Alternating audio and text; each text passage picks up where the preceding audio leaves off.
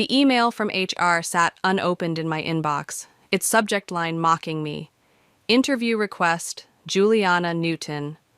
My hands trembled as I clicked it open, confirming what I already knew. My mother, the woman who had stolen everything from me 5 years ago, was applying for a position at my company. She had no idea I was the CEO.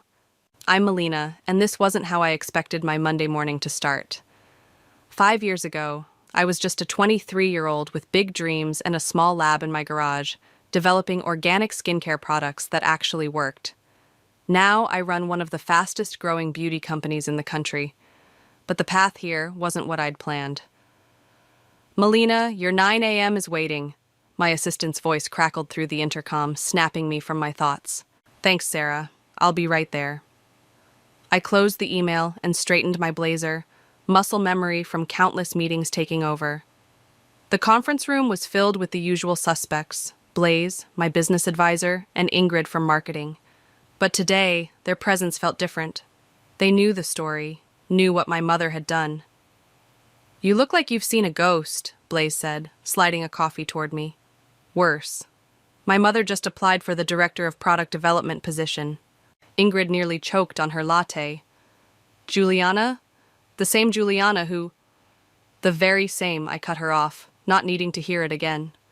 The memory was fresh enough without the reminder. 5 years ago, I'd been so excited to show my mother my breakthrough. I'd finally cracked the code on a natural preservative system that could revolutionize organic skincare. The formulation was perfect, stable, effective, and completely clean. Mom, look! I'd burst into her office that day, lab notebook in hand. I did it! The preservation system works, and it's all natural. We could change everything with this. She'd seemed genuinely interested, asking questions, taking notes. Honey, this is incredible. Let me help you patent it. I know some people in the industry. I trusted her. Why wouldn't I? She was my mother, my mentor, the woman who'd taught me everything I knew about cosmetic chemistry. 2 weeks later, I received the cease and desist letter. She'd filed the patent under her name, claiming she'd developed the technology independently. Her company, Newton Naturals, was already in production. I had to protect the family business, she'd said when I confronted her. You're young, you'll bounce back. This is business, Melina. Nothing personal. Nothing personal. Those words still burned. So, what are you going to do? Blaze's voice pulled me back to the present. I straightened in my chair, feeling the weight of 5 years of built-up anger and determination. Schedule the interview. Melina, Ingrid's tone was cautionary. No, you don't understand. She has no idea I'm behind Belle Beauty. I've kept my name out of the press, used my married name on all the paperwork. She thinks I'm still formulating in my garage. And you want to what? Surprise her in the interview? Blaze leaned forward, concerned. Something like that. I pulled up her application on my tablet. Look at this. Newton Naturals filed for bankruptcy last year. She's desperate. Karma's a bitch, Ingrid muttered. No, I said, a plan forming in my mind. I'm the bitch. Karma just gave me the opportunity. My phone buzzed. A text from my sister Sienna. Mom's applying everywhere. She's desperate. Please don't do anything crazy if she applies to your company. Too late, little sister. Schedule the interview for next week, I told Sarah through the intercom, and make sure all the paperwork lists me only as Monsieur Belle. Let's give my mother the surprise of her life. Are you sure about this? Blaze asked after the others left. Revenge isn't always sweet, Melina. I looked at the family photo still buried in my desk drawer. Mom, Sienna, River, and me, all smiling at my college graduation, before everything fell apart, before she chose business over family. I'm sure, I said, closing the drawer. She taught me that business isn't personal. Time to show her how well I learned that lesson. The interview was set for next Thursday. 7 days to prepare for the confrontation I'd been rehearsing in my head for 5 years. 7 days to plan how I'd look her in the eye and show her exactly what her betrayal had created.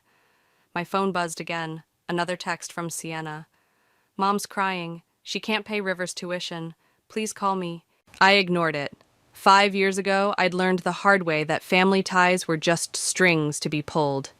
Next Thursday, I'd show my mother exactly who was pulling the strings now. The thought should have made me happy. Instead, it left a bitter taste in my mouth, like the herbal tea she used to make me when I was sick. Some things, it seems, never quite leave you. And that's how Belle Beauty became the fastest-growing organic skincare brand in North America, I concluded, standing before the crowd of business students. Their eager faces reminded me of myself, back when I thought success would come easily. A hand shot up. But how did you start over after losing your original formulations? The question hit close to home. I adjusted my microphone, remembering those first desperate months after my mother's betrayal. I started in a rent-by-the-hour lab space, I said, working nights while holding down a day job at Sephora. The first 6 months were... I paused, choosing my words carefully. Let's just say I became very familiar with instant ramen. The students laughed, but it hadn't been funny then. I remembered counting quarters for bus fare, sleeping on a fold-out couch in my tiny studio apartment, and crying myself to sleep when my credit cards maxed out. After the lecture, Blaze waited for me in the hallway. Nice speech. Though you left out the part where you nearly set your apartment on fire testing preservative systems. Some details are better left unsaid, I smiled, but the memory was vivid. Remember when you found me that night? Hard to forget. You were covered in aloe vera gel and crying over a burnt pot of wax. That night had changed everything. Blaze, then a guest lecturer at the business school, had discovered me experimenting in my apartment after hours. Instead of reporting me, he'd invested in my vision. Your mother's interview is tomorrow, he said as we walked to my car. Are you ready? As ready as I'll ever be. I pulled out my phone, showing him the latest text from Sienna. Mom's getting desperate. She's talking about selling the house. Does that change anything for you? I locked my phone screen. No, she made her choice 5 years ago. Now it's my turn. Back at the office, Ingrid was waiting with the quarterly reports. We're up 200% from last year, she announced. The new serum line is killing it. Take that, Newton Naturals, I muttered, flipping through the glossy pages of sales figures. Speaking of which, Ingrid pulled up an article on her tablet. Your mother's company officially filed for bankruptcy yesterday. It's all over the industry news. I scanned the article, my satisfaction turning to unease as I read about the employees losing their jobs, the vendors left unpaid. This wasn't just about my mother anymore. Did you see this part? Ingrid pointed to a quote. Newton Naturals' downfall began with quality control issues in their preservation system, leading to product recalls. I couldn't help but laugh. She couldn't replicate my formula correctly. All this time she's been trying to make it work without understanding the key components. Karma really is serving it cold, Ingrid said, but her expression was concerned. Are you sure you want to go through with tomorrow?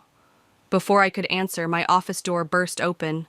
River, my younger brother, stood there looking disheveled and desperate. Mel, you have to help, he blurted out. Mom's losing everything. She can't pay my tuition, and I'm about to get kicked out of school. That's not my problem, I said, keeping my voice steady. She made her choices. She did it for us, River shouted. She thought she was protecting the family business, protecting our future. Protecting us? I stood up, anger finally breaking through. She stole my work, River. She took everything I had and left me with nothing. And look at you now, he gestured around my office. You built all this from nothing. You're successful, Mel. Mom's lost everything. Isn't that enough? I turned to the window, looking out at the city skyline I'd worked so hard to view from this height. The interview is tomorrow. If she wants a job so badly, she can face me and ask for one. River's voice was quiet. She doesn't know it's you, does she? No, I said. She doesn't. After River left, I sat alone in my office, staring at the framed copy of my first patent on the wall. This one was mine, earned through countless sleepless nights and sacrifices. No one could take it from me. My phone buzzed with a text from an unknown number. Melina, it's Mom. I know you probably won't read this, but I'm sorry. For everything. I was wrong. 5 years too late, I thought, deleting the message. Tomorrow, Juliana Newton would walk into my office, expecting a job interview. Instead, she'd find the daughter she betrayed sitting in the CEO's chair, the daughter who'd built an empire from the ashes of her betrayal. I picked up the interview folder, reviewing her resume one last time. Under references, she'd listed me, her daughter, probably hoping my name might help her case with whoever was hiring. Oh, Mom, I thought, you have no idea how much your daughter's name is going to matter tomorrow. The waiting room camera feed showed my mother sitting nervously, smoothing her skirt every few minutes. She looked older, tired. Her designer clothes had been replaced by an off-the-rack suit that didn't quite fit right. She's here, Ingrid announced, poking her head into my office. Should I send her in? I took a deep breath. Give me 5 minutes. When the door finally opened, my mother walked in with the confident smile she'd always worn to business meetings. It faltered when she saw me. Melina? Her voice cracked. The portfolio she was carrying slipped from her hands, scattering papers across the floor. Hello, Mom. I remained seated, watching as she scrambled to collect her documents. Please, take a seat. She sank into the chair across from my desk, her face ash white. You're the CEO? Yes. I smiled, the same smile she'd given me the day she'd stolen my formula. Welcome to Belle Beauty. I believe you're here for an interview? I didn't know, she whispered. All this time, this was your company? Surprised? I learned from the best how to keep business secrets. The words came out sharper than I'd intended. She flinched. Melina, It's Ms. Bell in this office, I cut her off. Now, shall we proceed with the interview? Your resume says you have extensive experience in product development. Her hands trembled as she tried to organize her papers. Please, can we talk about what? I leaned forward. About how you stole my formulation? About how you left me with nothing? Or about how spectacularly you failed to replicate my preservation system, leading to Newton Natural's bankruptcy? You don't understand, she pleaded. The company was failing. Your father had left us with massive debt. Sienna was in that awful relationship. River was getting into trouble. I thought I could save everyone. By sacrificing me? A knock at the door interrupted us. Blaze entered, his expression grave. Sorry to interrupt, but there's something you both need to see. He placed a tablet on my desk, displaying a news article. The headline made my stomach drop. Newton Natural's bankruptcy. Former CEO accused of fraud. My mother's face crumpled. They're investigating the patent transfer, she said quietly. If they find, I could face criminal charges. Good, I said, but the word felt hollow. Melina. She looked up, tears streaming down her face. I know I don't deserve your help, but please think of Sienna and River. If I go to jail... Don't, I stood up abruptly. Don't you dare use them against me again. Ms. Newton, Blaze intervened, his voice professional. Perhaps we should reschedule this interview for another time. No, I said. We're not finished. I pulled out a document from my desk drawer. You want a job? Here are my terms. I slid the paper across the desk. My mother picked it up with shaking hands. A full confession?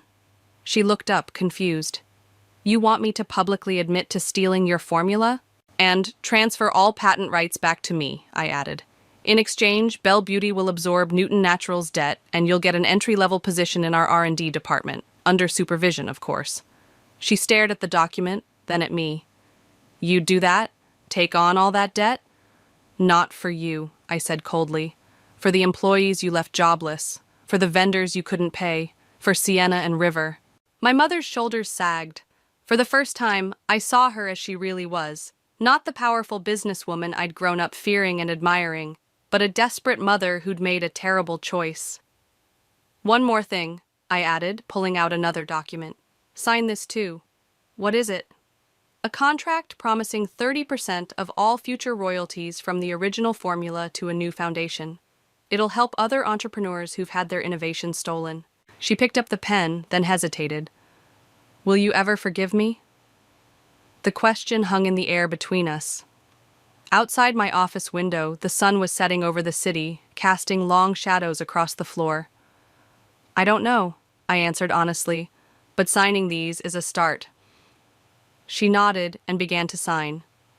Each scratch of the pen felt like the closing of a chapter, the beginning of something new.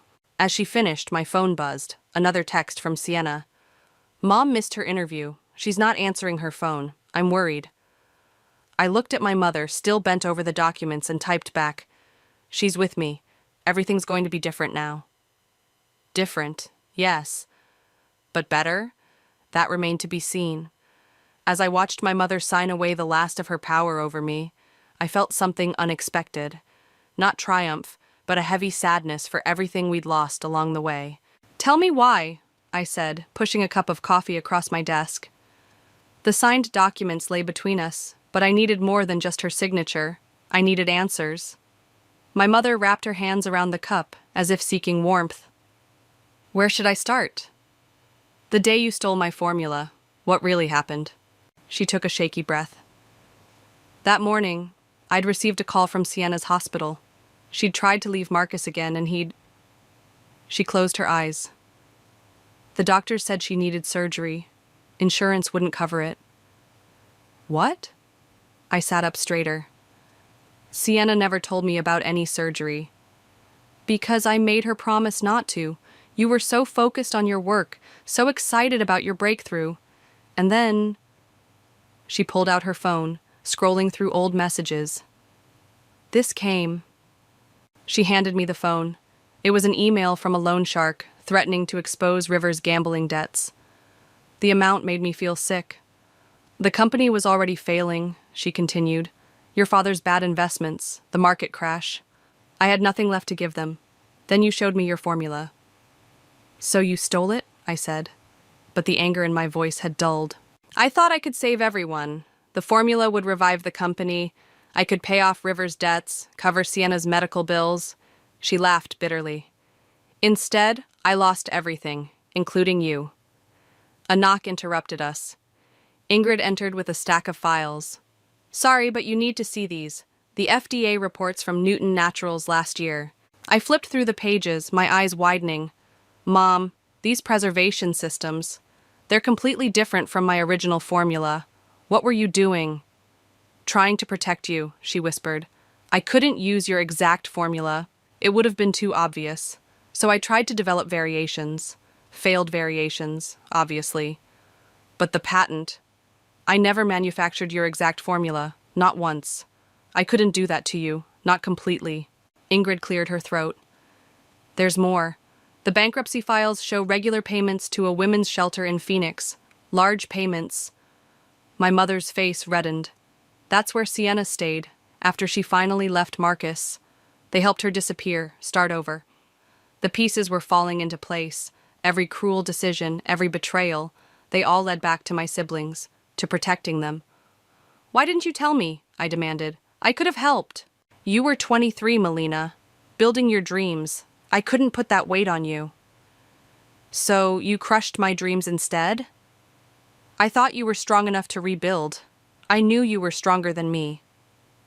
She reached across the desk, almost touching my hand before pulling back. Look what you've created.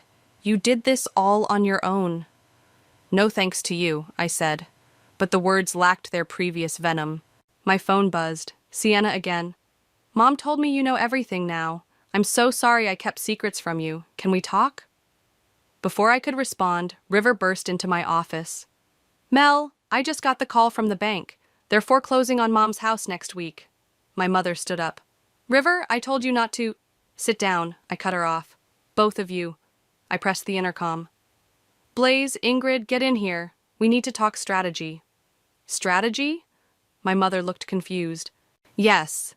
If Belle Beauty is absorbing Newton Naturals' debt, we're doing it right. I pulled up our financial projections. We'll need to restructure the deal, create a subsidiary for the original product line.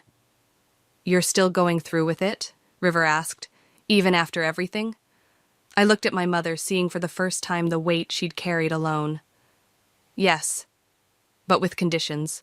Over the next hour, we hammered out the details.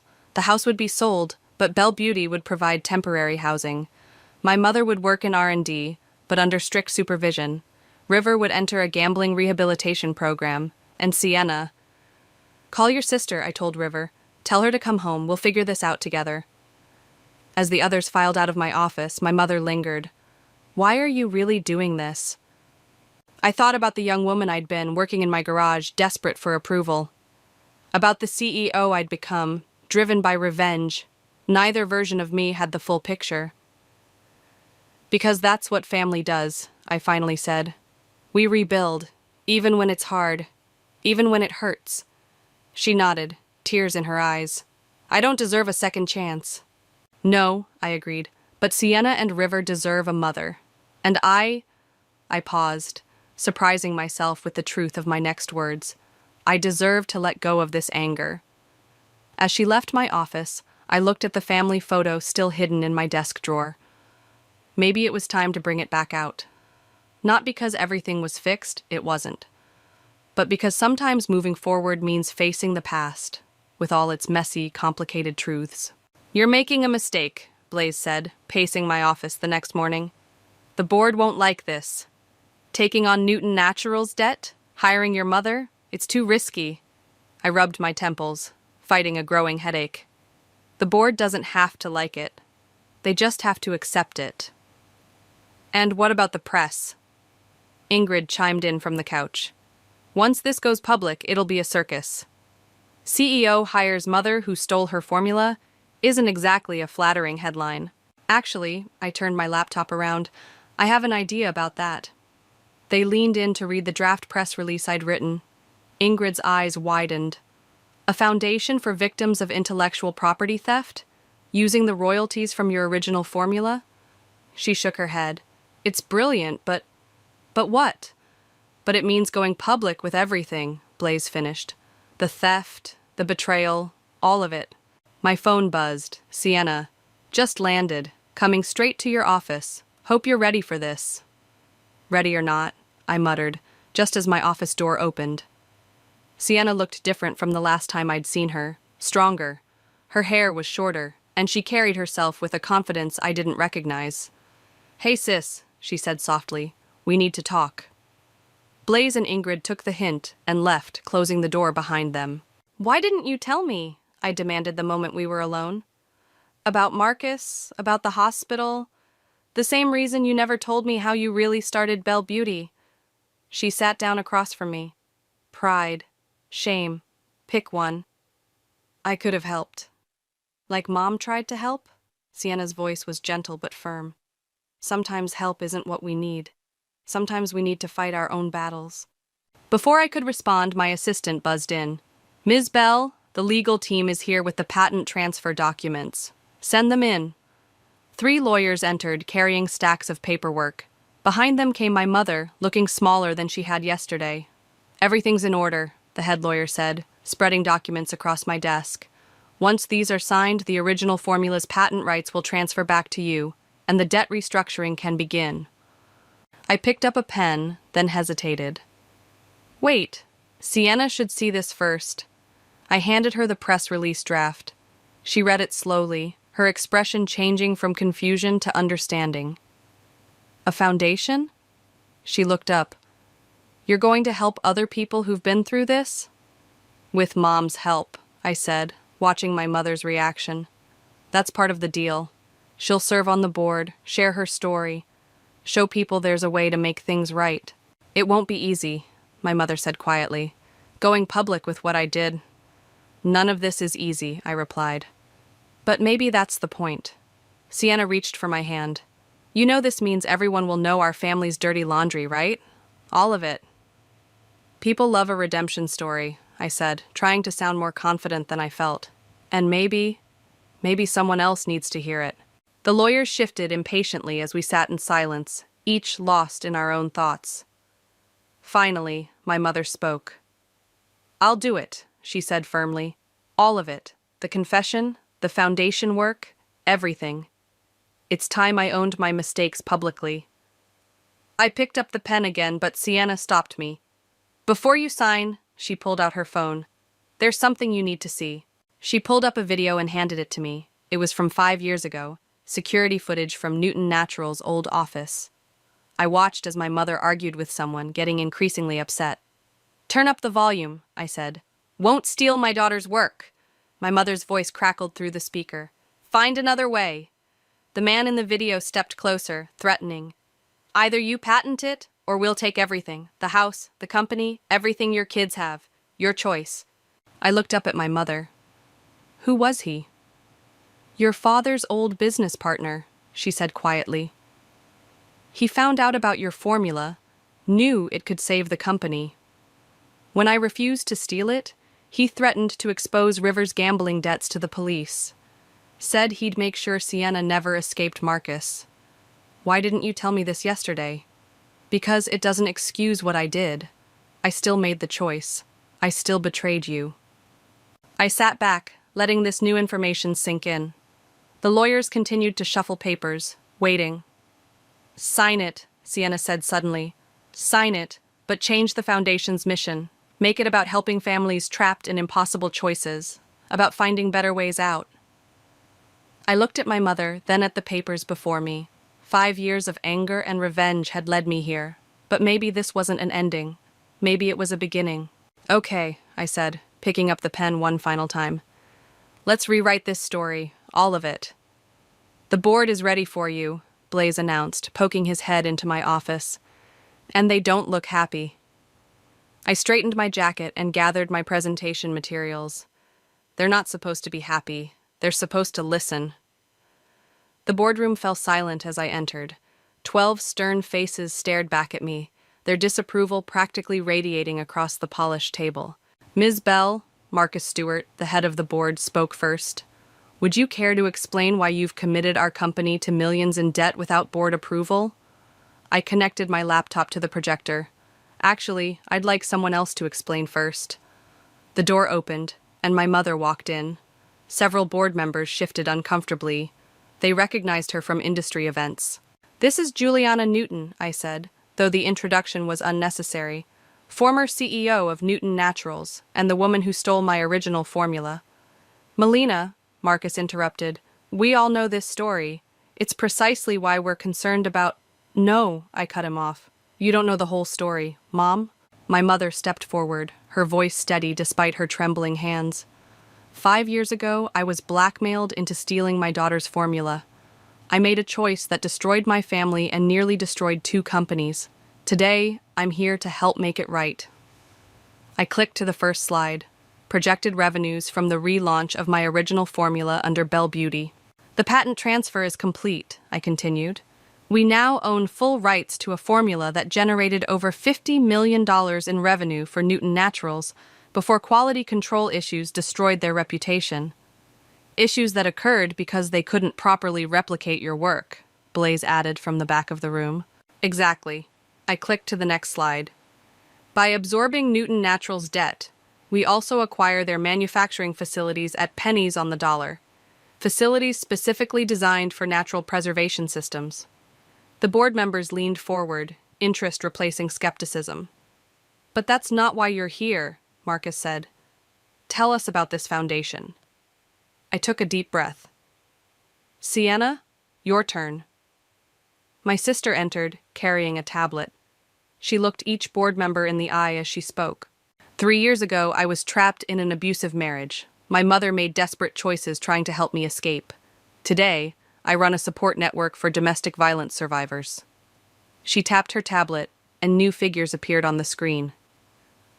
And I can tell you firsthand how many women stay in dangerous situations because they lack financial resources. The Bell Beauty Foundation, I continued, will provide grants and support to entrepreneurs facing impossible choices. People forced to choose between their innovations and their families, between their dreams and their safety. It's a PR goldmine, Ingrid chimed in, right on cue. We've already had interest from major media outlets. The story of betrayal, redemption, and giving back? It's marketing you can't buy. And what about her? Marcus pointed at my mother. You expect us to trust her in our R&D department? No, I said firmly. I expect you to trust me, the same way you did when I built this company from nothing, the same way you did when I promised our organic preservation system would revolutionize the industry. The room fell silent. I clicked to the final slide. Projected 5-year growth with the new initiative. We're not just acquiring patents and facilities, I said. We're not just generating positive PR. We're doing what Belle Beauty has always done. We're turning pain into power. We're showing that success and ethics aren't mutually exclusive. My phone buzzed. A text from River. At my first GA meeting. Proud of you, sis. I smiled slightly, then addressed the board again. The vote is yours. But remember, this isn't just about business. It's about who we want to be as a company. Marcus leaned back, studying me carefully. And who do you want us to be, Ms. Bell? The company that proves revenge isn't the only way to win. I met his gaze steadily. The company that shows sometimes the best revenge is helping others avoid your pain. The board members exchanged glances. Marcus cleared his throat. All in favor? Hands began to rise. 8, 9, 10. Motion carries, Marcus announced. God help us all. As the board filed out, my mother approached me. That was terrifying, I supplied. Incredible, she corrected. You've become everything I always wanted to be. No, I said, gathering my materials. I've become who I needed to be, for myself. Blaze waited until we were alone to speak. You know this is just the beginning, right? The press will be brutal. Competitors will try to use this against us. Let them try. I looked out the boardroom window at the city below. Some things are worth the risk. My phone buzzed again. Sienna. Mom's crying in the bathroom. Happy tears. Should I get her? Yes, I texted back. Tell her we have work to do. Because that's what healing looks like sometimes. Not grand gestures or perfect solutions, but small steps forward, doing the work, one day at a time. We're live in 2 minutes, the producer announced, adjusting my microphone. Remember, just tell your story naturally. I glanced across the television studio to where my mother sat, similarly wired for sound. This would be our first public appearance together, a primetime interview about the Belle Beauty Foundation launch. Are you sure about this? Sienna whispered from her seat in the audience. Once it airs? No turning back, I finished. That's the point. The lights brightened, and the host, Amanda Torres, took her seat. Ladies and gentlemen, tonight we have an extraordinary story of betrayal, redemption, and the unexpected power of forgiveness. The cameras rolled. My palms were sweating, but my voice remained steady as I recounted the story of my stolen formula. When I finished, Amanda turned to my mother. Juliana, what made you decide to come clean after all these years? My mother's hands twisted in her lap. Watching my daughter succeed despite what I did to her, seeing her build something beautiful from something terrible, it made me realize I had a choice. Keep hiding in shame, or try to create something meaningful from my mistakes. And that's where the foundation comes in? Amanda prompted. Yes, I jumped in. But it's evolved into something bigger than just intellectual property theft. I nodded to Sienna, who joined us on stage. Our foundation focuses on families trapped in impossible situations, Sienna explained. Whether it's domestic violence, addiction, or financial exploitation, we provide resources and support to help people find better solutions than the ones my mother felt forced to choose. Speaking of choices, Amanda said, I understand you have a surprise announcement? I took a deep breath. Yes. Belle Beauty is launching a new line of products. The proceeds will go entirely to the foundation and... I looked at my mother. The line will be called Second Chances. The audience applauded. My mother's eyes filled with tears. And who will be developing these products? Amanda asked, though she knew the answer. I will, my mother said, under my daughter's supervision, using her original preservation system, legally, this time. The interview continued, but my attention was drawn to the side stage where River had just arrived. He gave me a thumbs up, his 6-month sobriety chip glinting on his keychain. After the interview, we gathered in the green room. Blaze and Ingrid were already there, monitoring social media reactions. It's blowing up, Ingrid reported. The foundation's website crashed from too many visitors. People are sharing their own stories of family betrayal and redemption. And the stock? I asked. Blaze grinned. Up 12% and climbing. Turns out honesty really is good for business. My mother cleared her throat. There's something else we need to discuss. She pulled out a folder. Your father's old business partner reached out. The room went silent. Sienna moved closer to me. He wants to make a deal, my mother continued. Says he has evidence that could implicate himself in the patent theft. He's offering to confess in exchange for immunity. He's scared, River said. He saw the interview and knows we're going public with everything. I took the folder, studying the man's proposal. Send it to legal, but tell him we'll only consider it if he agrees to work with the foundation. Share his story, help other businesses avoid the same mistakes. You'd give him a second chance? Sienna asked. After everything? Isn't that what we're all about now? I looked around the room at my family, broken, healing, but together. Besides, his confession could help other victims of intellectual property theft prove their cases. My mother touched my arm hesitantly. When did you become so wise? When I stopped letting anger make my decisions. I smiled. I had a good teacher in what not to do. She laughed, a real laugh that reminded me of better days. The student has definitely surpassed the teacher. Speaking of students, River interrupted, the foundation received its first grant application. A young chemist whose research was stolen by her mentor. She's looking for funding to start over. Send it to my office, I said. Mom and I will review it together. Blaze raised an eyebrow. Together?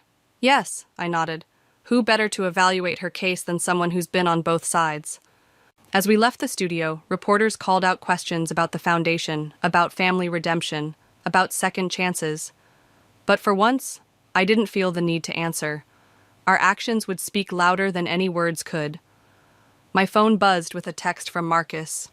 Board meeting tomorrow. Bring your mother. We need to discuss expansion plans for second chances. I showed the message to my mother. She squared her shoulders, ready to face whatever came next. Not as the woman who had betrayed me, but as someone working to make amends, to make a difference. Ready? I asked. Ready, she replied, though I don't deserve all this. Maybe that's the point of second chances, I said. They're not about deserving, they're about what we do with them. And now, presenting our first Belle Beauty Foundation grant recipient, I announced to the packed auditorium, Sarah Martinez. A young woman approached the podium, clutching her business plan. Her hands shook as she adjusted the microphone, but her voice rang clear. 6 months ago, I thought my career was over when my research advisor stole my work, she began. Today, thanks to the foundation, I'm launching my own company. From my seat on stage, I watched my mother in the front row, nodding encouragingly at Sarah. Next to her, Sienna was live streaming the event for the foundation's social media channels, while River handled the incoming donation notifications on his tablet. The grant isn't just money, Sarah continued. It's mentorship, legal support, a community that understands. She looked directly at me. And people who prove there's life after betrayal. After the ceremony, we gathered in my office. The space had changed, family photos now mixed with business awards, and my mother's research notes shared desk space with my own. 4 more applications came in during the ceremony, River reported, scrolling through his tablet. And that business partner of Dad's? His confession video got 500,000 views. People love a redemption story, Sienna said, but her eyes were on our mother, who was reviewing formulations with Sarah. No, see here? My mother pointed to a molecular diagram. If you adjust the binding agent, you'll get better stability without compromising the natural ingredients. Mom, I called out. Show her the preservation test we developed. She looked up, surprised. You want me to share that? It's time. That's what the foundation is about, isn't it? Sharing knowledge instead of hoarding it? As they bent over the lab reports together, Blaze entered with Ingrid. The Second Chances line pre-orders just hit 1 million units, Ingrid announced. And the waitlist for foundation mentorship is growing. Speaking of mentorship, Blaze added, the board approved your proposal. We're opening the Innovation Lab next month. My mother's head snapped up. Really? They're going to let me run it? Co-run it, I corrected. With me. The room fell silent. Everyone knew what this meant. My mother and I working together again, but this time as equals. Are you sure? She asked softly. Before I could answer, Sarah spoke up. Can I say something? She turned to face us all. When I first applied for the grant, I was angry, hurt. I wanted revenge. But watching you two rebuild your relationship while building something bigger than yourselves, it showed me another way. Sienna wiped a tear. Look what you've created, Mel. Not just a company or a foundation, but hope. We created, I corrected, looking at my mother. All of us. River's tablet chimed. Another confession video just dropped. Some CEO admitting he stole his daughter's software design. Says our story inspired him to come clean. Good, my mother said firmly. Let them all come clean. Let them see there's a better way. About that, Ingrid pulled up a presentation on her tablet. We've had inquiries from other companies wanting to create similar programs. They're asking for our framework. I smiled. Share it. All of it. Let's make this bigger than Belle Beauty. Bigger than revenge, my mother added. Bigger than betrayal, Sienna agreed. Sarah gathered her materials, pausing at the door. Thank you. Not just for the grant, but for showing me that success is the best revenge. No, I said, watching her go. Healing is the best revenge. Success is just a bonus. Later, as the office emptied, my mother lingered. I found this in my old files, she said, placing a worn notebook on my desk. Your original formula notes. I kept them all these years. I opened the notebook, recognizing my excited scribbles, the late-night calculations, the dreams of a younger me. I thought I needed this to remind me of my shame, she continued. Now I think it should go in the Foundation's library. Show others where we started, how far we've come. How far we'll go, I added, standing to hug her. My phone buzzed, a message from Marcus. Board wants to fast-track the international expansion. Your mother's innovations are game changers. Don't let her go this time. I showed her the message. Ready to change the world, Mom? Together this time, she said firmly. As we left the office, I glanced at the Foundation's mission statement mounted on the wall. Turning betrayal into breakthrough, pain into power, endings into beginnings.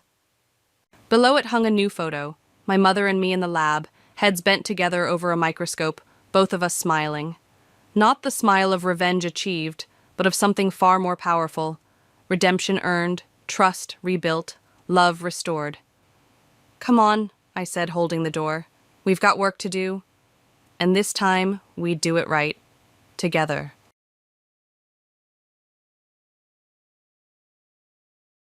I'm Carrie, and I was 4 when my life changed forever. That's when my sister Emily was born, and suddenly, I became invisible in my own home. My earliest memories are filled with the sound of Emily singing. By the time she was 3, she had already become the star of every family gathering, while I stood in the corner, holding plates of snacks I'd helped Mom prepare. Emily had this angelic voice that made everyone stop and listen. My parents, Tom and Linda, were convinced she'd be the next Mariah Carey. Carrie, go help your sister practice her scales, Mom would say, not even looking up from her phone where she was recording yet another video of Emily's performance. And make sure you've done the dishes first. I was 8 then, and Emily was 4. While she twirled around the living room in her pink tutu, I was learning how to use the washing machine because Mom was too busy coordinating Emily's singing lessons. Why can't I go to Sarah's birthday party? I asked one Saturday morning when I was 12. Mom rolled her eyes. Because Emily has a performance at the community center, and we need you to help with her costume changes. But I promised Sarah. Don't be selfish, Carrie, Dad cut in. Your sister needs you. She's got real talent, he stopped himself, but I knew what he meant. Unlike me. I remember the day everything changed. Emily was 11, and I was 15. She and her friends had gone to the mall without supervision, something I'd never been allowed to do at that age. They spent hours at the ice cream parlor, ordering Sunday after Sunday, competing to see who could eat the most. The next morning, Emily woke up with a sore throat. It got worse quickly, developing into a severe case of strep that left her vocal cords damaged. The doctor said she might never sing the same way again. I was in the kitchen doing homework when they came back from the hospital. This is your fault, Mom screamed at me. You're her older sister. You should have been watching her.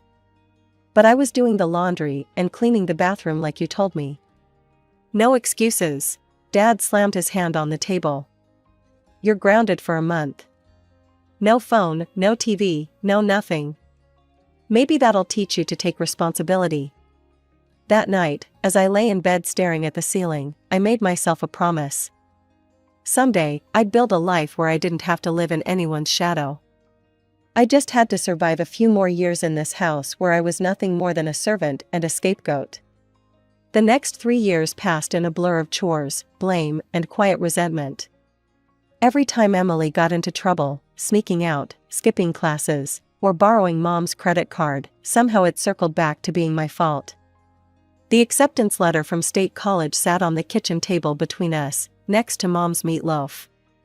I'd chosen dinner time deliberately, they couldn't easily escape the conversation. It's the most affordable option, I said, trying to keep my voice steady. The tuition is reasonable, Anne. We don't have the money, Carrie. Dad didn't even look up from his plate. Emily snickered from her seat. Maybe you should have developed some actual talents, instead of just doing chores all day. You could take out a loan for me, I pressed on, ignoring her. I'll write you a receipt, promising to pay back every penny once I graduate and get a job. Please, this is important to me.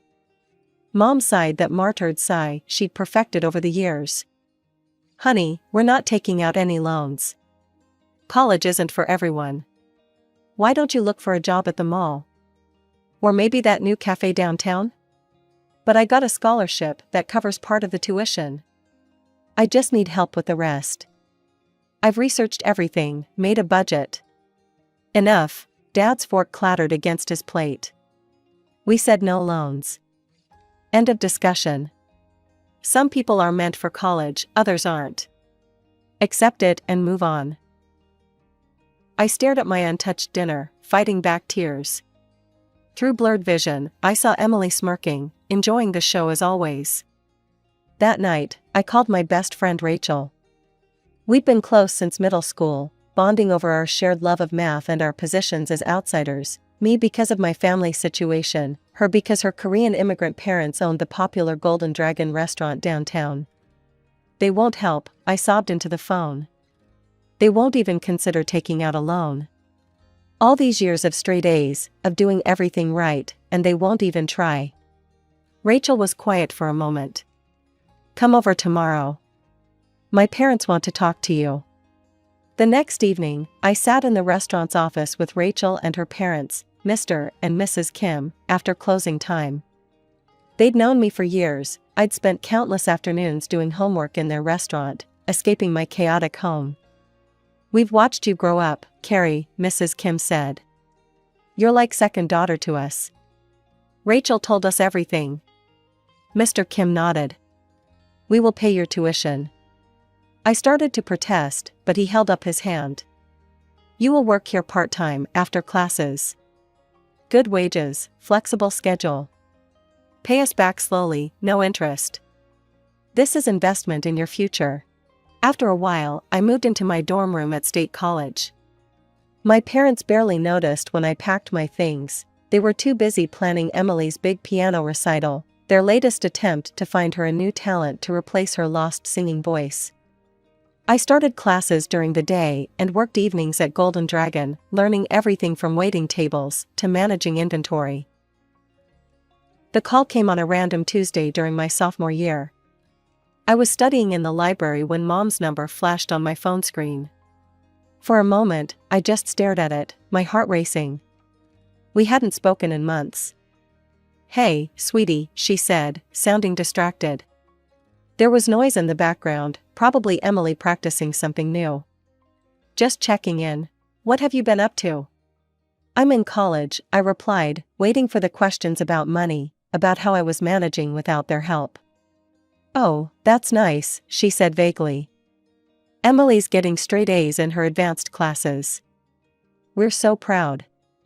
She's really finding herself since, the voice thing. No questions came about how I was paying for school. They didn't care enough to ask, and I didn't volunteer the information. The conversation ended as quickly as it had begun, with Mom hung up. During my college years, I only went home for major holidays. Each visit was the same, relatives crowded around our dining table while Emily held court and my parents beamed. I'd help in the kitchen, same as always, listening to the chatter from the other room about Emily's latest achievements. Thanksgiving of my junior year hit differently though. I was setting out the sweet potato casserole when Aunt Susan started asking about Emily's college plans. Mom proudly announced, "We've been saving for years. Our little star's education fund is all set. We've put aside enough for her to go anywhere she wants." I nearly dropped the casserole. The ceramic dish burned my hands through the oven mitts, but it wasn't as painful as the truth I was hearing. 2 years ago, they'd claimed poverty when I needed help. Now I knew, they'd been hoarding money all along, just not for me. That night, in my old bedroom, I called Rachel and cried. "They had the money," I whispered, huddled under my childhood blanket. "They just didn't think I was worth spending it on." "Then prove them wrong," she said firmly. "You're already doing it." She was right. I threw myself into my studies and my work at Golden Dragon. By graduation, I'd not only paid back every cent to the Kims, but had also learned every aspect of running a successful business. I'd worked my way up from waitress to shift supervisor to assistant manager, all while maintaining a 3.9 GPA. Mr. Kim called me into his office on my last day at the restaurant. "I have friend at Morgan & Chase Corporate," he said, sliding a business card across his desk. "They need someone smart, hardworking. Someone like you." I told him about how you transformed our inventory system, increased efficiency by 30%. He very interested. A week after graduation, I walked into my new office at Morgan & Chase, wearing a suit I'd bought with my own money. My desk nameplate read Caroline Mitchell, Junior Analyst. Within 6 months, I was leading my own team. By the end of my first year, I'd gotten 2 promotions and was managing projects that caught the attention of senior leadership. Christmas came around again, and something felt off the moment I pulled into my parents' driveway. The house was dark except for the living room window, no cars lined the street, and the usual elaborate decorations were missing. Mom answered the door in an old sweater instead of her usual holiday attire. "Emily's not coming?" I asked, stepping into the oddly quiet house. The familiar scent of Mom's traditional Christmas roast was noticeably absent. "She's celebrating with friends," Mom said, wringing her hands. "Their families rented a cabin up in the mountains. Very exclusive." The dining room table, usually groaning under the weight of Mom's extensive holiday spread, held only a store-bought ham and some microwaved sides. No relatives bustled about, no Christmas music played. Dad sat in his armchair, looking older than I remembered. "We've had some setbacks," Mom finally admitted, her voice barely above a whisper. She glanced at Dad, who nodded slightly. "The investment your father made didn't pan out. We had to take out loans to cover the losses. Christmas with the whole family just wasn't in the budget this year." I watched them pick at their food, these people who'd once seemed so powerful, who'd controlled every aspect of my life. Now they looked small, defeated. Despite everything, something twisted in my chest. "Give me a minute," I said, pulling out my phone. I scrolled through delivery options, thank God for restaurants that stayed open on Christmas. 20 minutes and several $100s later, I'd ordered a feast: prime rib, glazed ham, truffle mashed potatoes, roasted vegetables, 3 different pies. The food arrived in elegant packaging, filling the house with the rich aromas of a proper Christmas dinner. As we ate, I caught Mom eyeing my designer watch, the silk blouse that cost more than their monthly utility bill. "We've been thinking," she said carefully, sharing a look with Dad. "Since you're in such a good position now, maybe you could help us out? Just temporarily, until we get back on our feet." I studied them over my wine glass. Part of me wanted to remind them of their words when I'd begged for college money: "Some people are meant for college, others aren't." But looking at their worn faces, I couldn't do it. "I could set up an additional card on my account," I heard myself saying. "With a monthly limit." Mom's eyes lit up. "Oh, sweetheart, that would be..." $1,000 a month, I said firmly. No more. They nodded eagerly. It was more than they'd expected, though less than a week's pay for me now. A few days later, I had the card issued and delivered to Mom. They promised to be careful with it, to respect the limit. For several months, they kept their word. The charges were reasonable: groceries, utilities, basic necessities. I barely noticed the money leaving my account. Sometimes, reviewing the statements, I'd see charges from the grocery store where I'd worked one summer during high school, trying to save for college. The irony wasn't lost on me. 2 years passed, and I foolishly thought things were getting better. The monthly allowance had created a rhythm to our relationship. Mom would call to chat about their expenses, and somehow that evolved into actual conversations. Or so I thought. Emily and I even started talking again, though her competitive streak hadn't changed. Every time I mentioned a work achievement, her smile would tighten, her eyes would narrow just slightly, telltale signs I remembered from childhood. Senior project manager? That's nice, she'd say, in the same tone she used to dismiss my high school achievements. I'm actually up for promotion at Wilson & Company. It's a smaller firm, but very exclusive. Not everyone can handle the pressure there. Mom and Dad couldn't stop talking about Emily's new boyfriend, James. He comes from such good stock, Mom would gush during our monthly calls. His parents owned that real estate company downtown. The monthly charges on Mom's card had stayed reasonable all this time: groceries, utilities, the occasional dinner out. Normal things, expected things. I'd even started to feel good about helping them, like maybe this financial support was healing our fractured relationship. Then came the Instagram post that shattered everything. Paradise with my loves. Engaged, Hawaii, blessed, Emily's caption read. The photo showed her and James on a pristine beach, our parents and his beaming beside them. Mrs. Anderson, James's mother, wore a designer sundress. Mr. Anderson stood proudly next to his son, one hand on James's shoulder. My finger froze mid-scroll. When had this happened? Why hadn't they told me? The next post made my blood run cold, so grateful to Mom and Dad for making this magical engagement trip possible for everyone. They insisted on treating both families to this dream vacation. Best parents ever. Sponsored by love. Something clicked in my brain. I opened my banking app, hands shaking.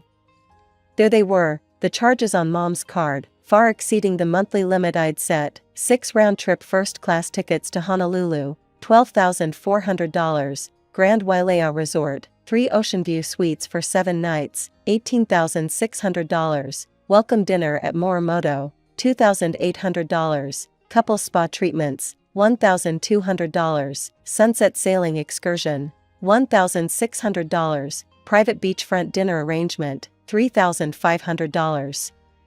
They'd used my money to fund their secret family vacation, one I hadn't been invited to. They'd thrown an elaborate engagement celebration for Emily and her future in-laws, all while excluding the person who was actually paying for it. My hands were shaking so badly I had to try 3 times to dial Mom's number. 1 ring, 2 rings, 3. Hello? Mom's voice was breezy, casual. Hawaiian music played in the background, along with the sound of waves and clinking glasses. Laughter. I recognized Emily's distinctive giggle. Where are you? I kept my voice steady, professional, the same tone I used in difficult board meetings when dealing with hostile clients. Oh, honey. She hesitated, the music growing fainter as if she was moving away from the party. Your father and I just decided to take a little break. Get some rest. You know how hard things have been lately. A little break? I pulled up the banking app again, my free hand clenching into a fist. At the Grand Wailea Resort? With Emily, James, and his entire family? That kind of break costs over $40,000, Mom. My $40,000. Silence. Then muffled voices. Mom was covering the phone, but I could still make out fragments. She knows. What should I? Emily, maybe you should. Mom, why did you use my card to pay for everyone's trip?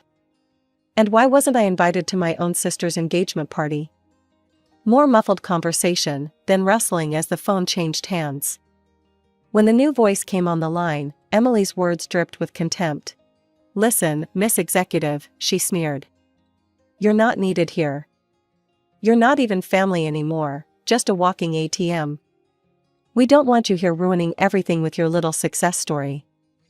Nobody wants to hear about your precious career while we're celebrating my engagement." The words hit like a physical blow, but I forced myself to stay calm. "That ATM just paid $20,000 for your little party. Another 20 for the flights and extras. That's my money paying for your perfect family moment." "Yeah?" Emily laughed, harsh and cold. "Well, that's what you're good for, isn't it? You keep working your fancy job, and we'll enjoy spending your money. It's the only thing you're useful for anyway. Always was, even when we were kids. At least now you're finally serving a purpose." The line went dead. I tried calling back immediately. No answer from Mom. Straight to voicemail. I tried Dad's number, same thing. Emily's phone rang once. Before going to voicemail, she'd declined the call. Within minutes, notification after notification popped up on my phone. "User has blocked you on every social media platform we shared." My parents' profiles disappeared first, then Emily's. A single message came through from Mom before she blocked my number. "We're all tired of your attitude and jealousy. Just leave us alone. You've ruined enough special moments for Emily." I stared at the message, something cold and hard crystallizing in my chest. My hands weren't shaking anymore as I opened the banking app again, this time navigating to the travel reservations section. Each click felt like breaking another link in the chain that had bound me to their abuse for so long. Click, the hotel reservations for 3 luxury ocean view suites, cancelled. Click, the couple's massage packages and sunset sailing excursions, cancelled. Click, the private beachfront dinner arrangements, cancelled. Click, the return first-class flight tickets for 6 people, cancelled. Click, Mom's card, permanently deactivated. I set down my phone and waited, imagining their faces when the hotel informed them their rooms weren't paid for, when they tried to charge something to the room and got declined, when they discovered their return flights no longer existed. 3 hours later, my phone exploded. Call after call lit up my screen: Mom, Dad, Emily, and numbers I didn't recognize with Hawaii area codes. The Anderson family, no doubt, wondering why their luxury vacation had suddenly turned into a nightmare. The messages started flooding in through every platform they'd unblocked me on. "Mom, Carrie, please call us immediately. This is an emergency. Dad, fix this right now, young lady. You're embarrassing the whole family. Emily, you better make this right or I swear to God. Unknown number, this is James. My parents are furious. You need to reinstate those reservations." The tone shifted as the hours passed. "Mom, sweetie, please. We can talk about this.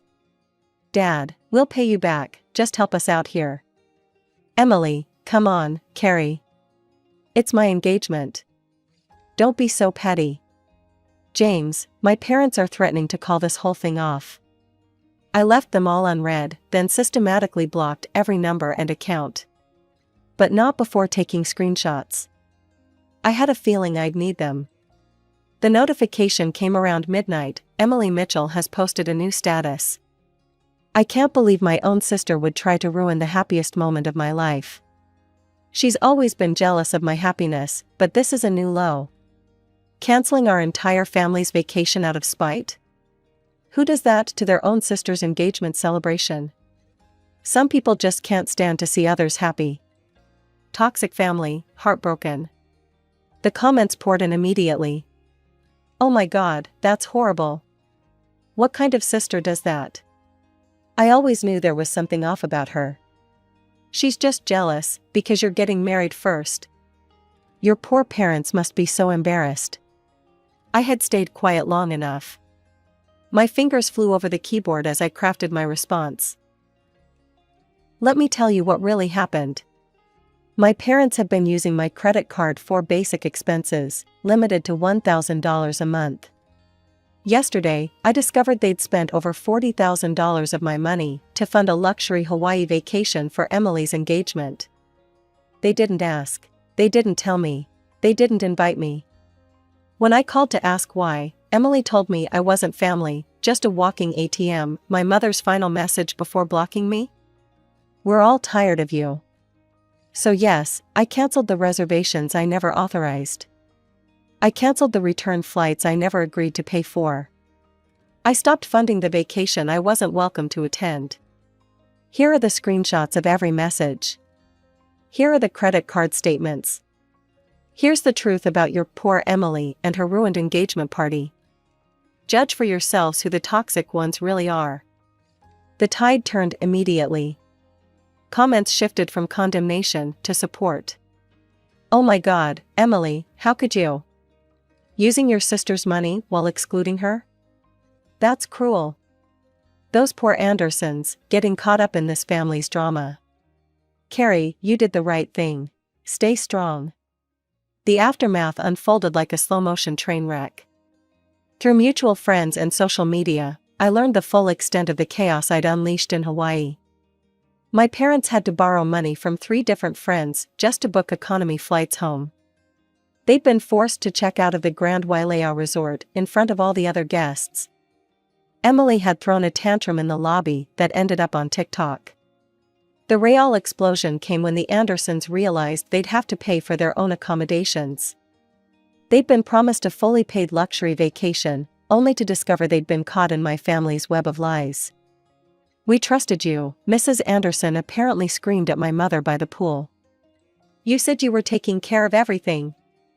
Do you have any idea how embarrassing this is?" Emily, true to form, made everything worse. "Oh, stop being such greedy beggars," she'd shouted back. "If you can't afford a few nights in Hawaii, maybe your son isn't good enough for our family after all." James had stood there in shocked silence, before finally speaking. "You're right about one thing," he'd said quietly. "Someone isn't good enough for someone's family." He'd pulled the engagement ring off Emily's finger and walked away with his parents. The engagement was over. Emily's dream wedding, cancelled before it even began. All because they couldn't resist the temptation to steal from me one last time. A week after they returned home, the knocking started. "Carrie, honey, please open the door." Mom's voice, trembling through the solid wood of my apartment door. "We need to talk." "We know we messed up," Dad's voice joined in. "Just give us a chance to explain." I sat on my couch, not moving, barely breathing.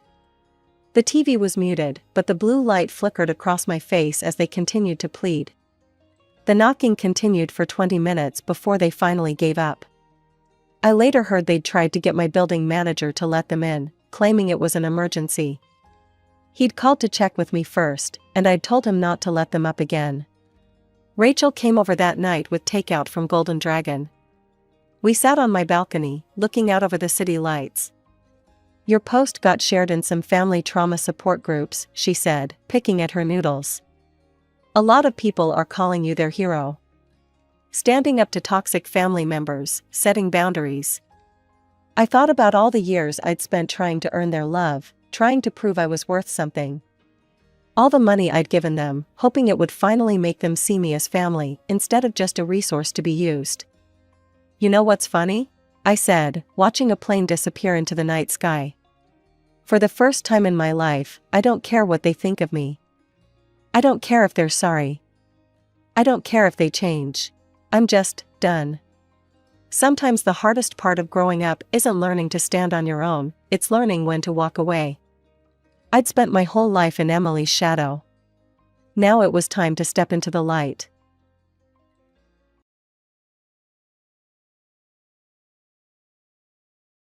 I'm Tiffany, 23 years old, and until recently, my life was pretty straightforward. I live in the house I inherited from my grandmother, my mom's mom, and it's been my safe haven since my mother passed away from aggressive cancer a few years ago. After Mom died, it was just me and my dad. He lives on the other side of the city, and despite the horrific traffic and long commute, I made it a point to visit him every Friday after work. It became our little tradition. I'd bring his favorite takeout food, and we'd spend the evening watching old movies and sharing memories of Mom. Those evenings were precious to me, a way to keep her memory alive and stay connected with Dad. But everything changed during one of those Friday visits.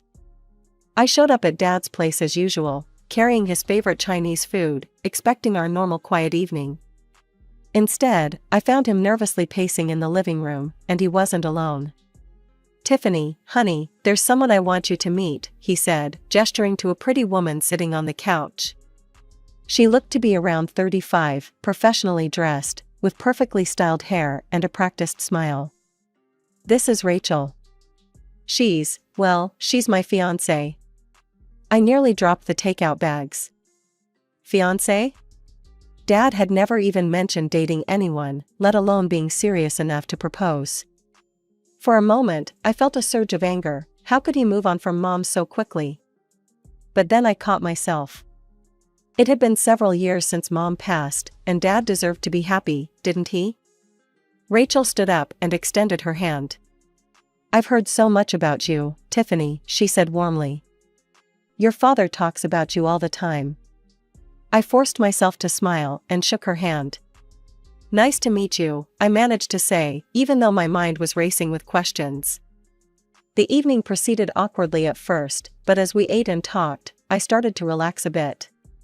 Rachel seemed nice enough, and it was obvious how much Dad adored her. He kept looking at her with those puppy dog eyes, and she'd touch his arm or shoulder occasionally in a way that seemed natural and affectionate. Just as I was starting to feel better about the situation, Rachel dropped another bombshell, so casually you'd think she was commenting on the weather. "Oh, by the way," she said while helping Dad clear the dinner plates, "my boys will be so excited to meet you. They're 6 and 8, such wonderful ages." I nearly choked on my water. Boys? She had children? Something about the way she delivered this information, like an afterthought, bothered me, but I pushed the feeling aside. After all, this was a lot to process in one evening. "That's great," I said, trying to sound enthusiastic. "I look forward to meeting them." As I drove home that night, my mind was spinning. In the space of one evening, my quiet, predictable life with just me and Dad had transformed into something completely different. Things moved quickly after that first meeting. Before I knew it, Rachel and her sons, Tommy and Jake, had moved into Dad's house. The boys were pretty much what you'd expect from kids their age, running around, making noise, throwing occasional tantrums, but also having their sweet moments. Tommy, the older one, was into video games, while Jake, the younger one, couldn't sit still for more than 5 minutes. 4 months flew by, and suddenly there was a wedding to plan. Rachel threw herself into the preparations with an intensity that was almost scary. She had opinions about everything: the flowers, the venue, the music, even the exact shade of tablecloths. "Tiffany, sweetie," she'd call me, her voice dripping with honey, "would you mind watching the boys for a couple of hours? I have an emergency meeting with the florist." Or, "The cake tasting got rescheduled last minute, could you please keep an eye on Tommy and Jake?" I didn't mind at first. It was only for a few hours here and there, and the kids were manageable in short doses. Besides, I wanted to show Dad I was trying to make this work. Then came the wedding day. The ceremony started well enough. The boys were cleaned up and on their best behavior, sitting quietly in their little suits. But as the reception dragged on, they got restless. I was sitting at my table, picking at my dinner, when I saw Tommy start flicking peas at his brother with a spoon. "Hey, guys," I said firmly, walking over to their table. "That's enough. You're going to hit someone." Jake had already grabbed his own spoon and was retaliating with mashed potatoes. "Cut it out," I warned them. "This isn't appropriate behavior." That's when Rachel materialized out of nowhere. Her perfectly manicured hand clamped down on my arm like a vice, and she practically dragged me behind one of the decorative pillars. "Don't you ever speak to my children like that again," she hissed, her face twisted with anger. Gone was the sweet, smiling woman I'd known for the past few months. They were throwing food at other guests, I tried to explain, rubbing my arm where she'd grabbed me. I was just trying to prevent a scene. Listen to me very carefully, she cut me off, her voice low and harsh. These are my children. You have absolutely no right to discipline them. When you have your own kids, if you ever have your own kids, then you can play mommy all you want. But until then, keep your mouth shut. Before I could respond, she'd plastered that fake smile back on her face and swanned back to the reception, cooing over Dad and charming the guests like nothing had happened. The changes started just a few days after the wedding. It was like Rachel had been waiting for that ring on her finger to show her true colors. That Friday, I drove to Dad's house as usual, fighting through rush hour traffic for over an hour. I had picked up Dad's favorite lasagna from Tony's, the restaurant he and Mom used to go to on their anniversaries. But the moment I walked through the door, something felt different. Rachel was lounging on the couch, our couch, where Mom and Dad used to sit, scrolling through her phone while the boys chased each other around the living room. She looked up at me with an expression I can only describe as annoyed. "Oh, Tiffany, you should really call before coming over." I stood there with the takeout bag in my hand, feeling like an intruder in the house I grew up in. Call? But Dad and I always spend Friday evenings together. It's our tradition. Rachel sat up straighter, her eyes narrowing. Well, things are different now. Your father has a family. The way she emphasized family made my stomach turn. And I'll be the one establishing new traditions around here. I looked at Dad, who was sitting in his armchair, pretending to be absorbed in his tablet. He didn't say a word. Didn't even look up. The father who used to stand up to anyone who upset me, who taught me to always speak my mind, just sat there in silence. Then Rachel's face suddenly lit up with delight. "But since you're here," she stood up and grabbed her purse. "And you brought dinner. This is perfect. Your father and I have been wanting to try that new Italian place downtown. We can have a proper date night, and you can watch the boys." Before I could even process what was happening, she was pulling Dad up from his chair. "Come on, honey, let's get changed." 10 minutes later, they were gone. Just like that. No asking if I was free, no checking if I had plans. The lasagna I'd brought for Dad and me was being devoured by Tommy and Jake, who were arguing over who got the bigger piece. The next 3 hours were a blur of breaking up fights, preventing them from jumping off furniture, and trying to keep them from destroying the house. By the time Dad and Rachel finally came home around 11 p.m., I was exhausted. "Oh, we had such a wonderful evening," Rachel gushed, not even looking at the mess the boys had made. "We're absolutely exhausted though. Boys, time for bed." She herded them upstairs without so much as a thank you to me. Then she turned back, stifling an obviously fake yawn. "Well, it's getting quite late, isn't it? You should probably head home, Tiffany. You have quite a drive ahead of you." The following week, things got even worse. Rachel, who didn't work and spent her days managing the household, her words, started showing up at my house unannounced with the boys in tow. "I have an emergency mani-pedi appointment," she'd say, already backing toward her car. Or, "Your father's taking me to that new French bistro. The boys hate French food. We'll pick them up in a few hours." She didn't ask. She didn't even pretend to ask anymore. She'd just drop them off and leave, like I was some kind of on-call babysitting service. Sometimes she'd show up right as I got home from work, still in my office clothes, too tired to argue. Finally, after weeks of this nonsense, I snapped. It was a Wednesday evening, and I had just finished a brutal day at work involving 3 client presentations and a system crash that lost me 2 hours of progress. All I wanted was to take a hot shower and collapse on my couch. Instead, I pulled into my driveway to find Rachel's SUV parked there, with her already unloading the boys and their backpacks. "Perfect timing," she chirped, pushing Tommy toward my front door. "I have a spa appointment and then dinner with your father. They'll need dinner in about an hour." No, I said firmly, still standing by my car. I wasn't hired to be your personal babysitter. I'm tired, I've had a long day, and I didn't agree to this. Her face turned an interesting shade of red. How dare you? She grabbed both boys by their arms, practically yanking them back toward her car. Boys, get in the car, she snapped, then turned to glare at me. You'll regret this attitude, Tiffany. She peeled out of my driveway so fast she left tire marks. I went inside, made myself a cup of tea, and had just started to relax when my phone rang. It was Dad. What the hell is wrong with you? He barked, before I could even say hello. How dare you speak to my wife that way? She's in tears. Dad, wait. No, you wait. You're being cruel and selfish. I won't tolerate you treating my wife like this. She's been nothing but kind to you. Dad, please, just listen. But he'd already hung up. I sat there staring at my phone, feeling like I'd been punched in the gut.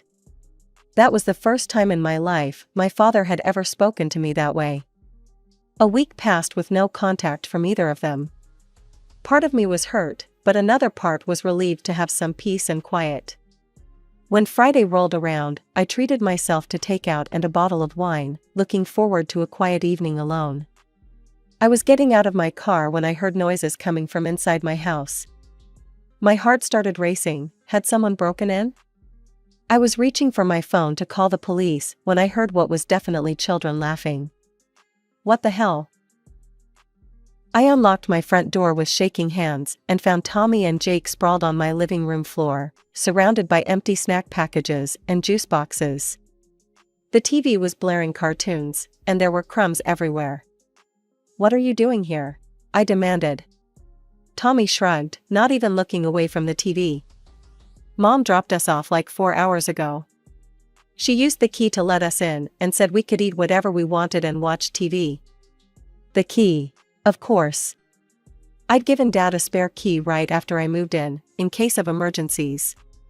When is she coming back? I asked, dreading the answer. She's not, Jake piped up cheerfully. She and your dad left for their honeymoon in Hawaii. They'll be gone for 2 weeks. I stood in my living room, staring at the 2 boys who had been left alone in my house for 4 hours. Anything could have happened to them. They could have hurt themselves, started a fire, or God knows what else. The more I thought about it, the angrier I got. My hands were shaking as I pulled out my phone. Before dialing Rachel's number, I opened my recording app and hit start. Something told me I needed to document this conversation. The phone rang, and rang, and rang. Finally, on what must have been the 10th ring, Rachel picked up. What do you want? She snapped. I could hear waves in the background. We're trying to check into our hotel. What do I want? I fought to keep my voice steady. How about explaining why you broke into my house and abandoned your children here? Without even asking me? Rachel's laugh was like nails on a chalkboard. Oh, please, don't be so dramatic. I used a key, so it's hardly breaking in. And it's not like you have anything better to do. Excuse me? Well, let's be honest, Tiffany. You're just sitting at home alone anyway. No boyfriend, no social life, no family of your own. Consider this practice for when you finally manage to find someone willing to start a family with you. Before I could respond, she hung up. I immediately called Dad, my hands now shaking with rage. He picked up on the second ring. What is it, Tiffany? He sounded annoyed, like I was interrupting something important. We're trying to start our honeymoon. Dad, Rachel left her kids alone in my house. She broke in while I was at work and... Stop making mountains out of molehills, he cut me off. You're always trying to create drama. Can't you just let us enjoy our honeymoon in peace?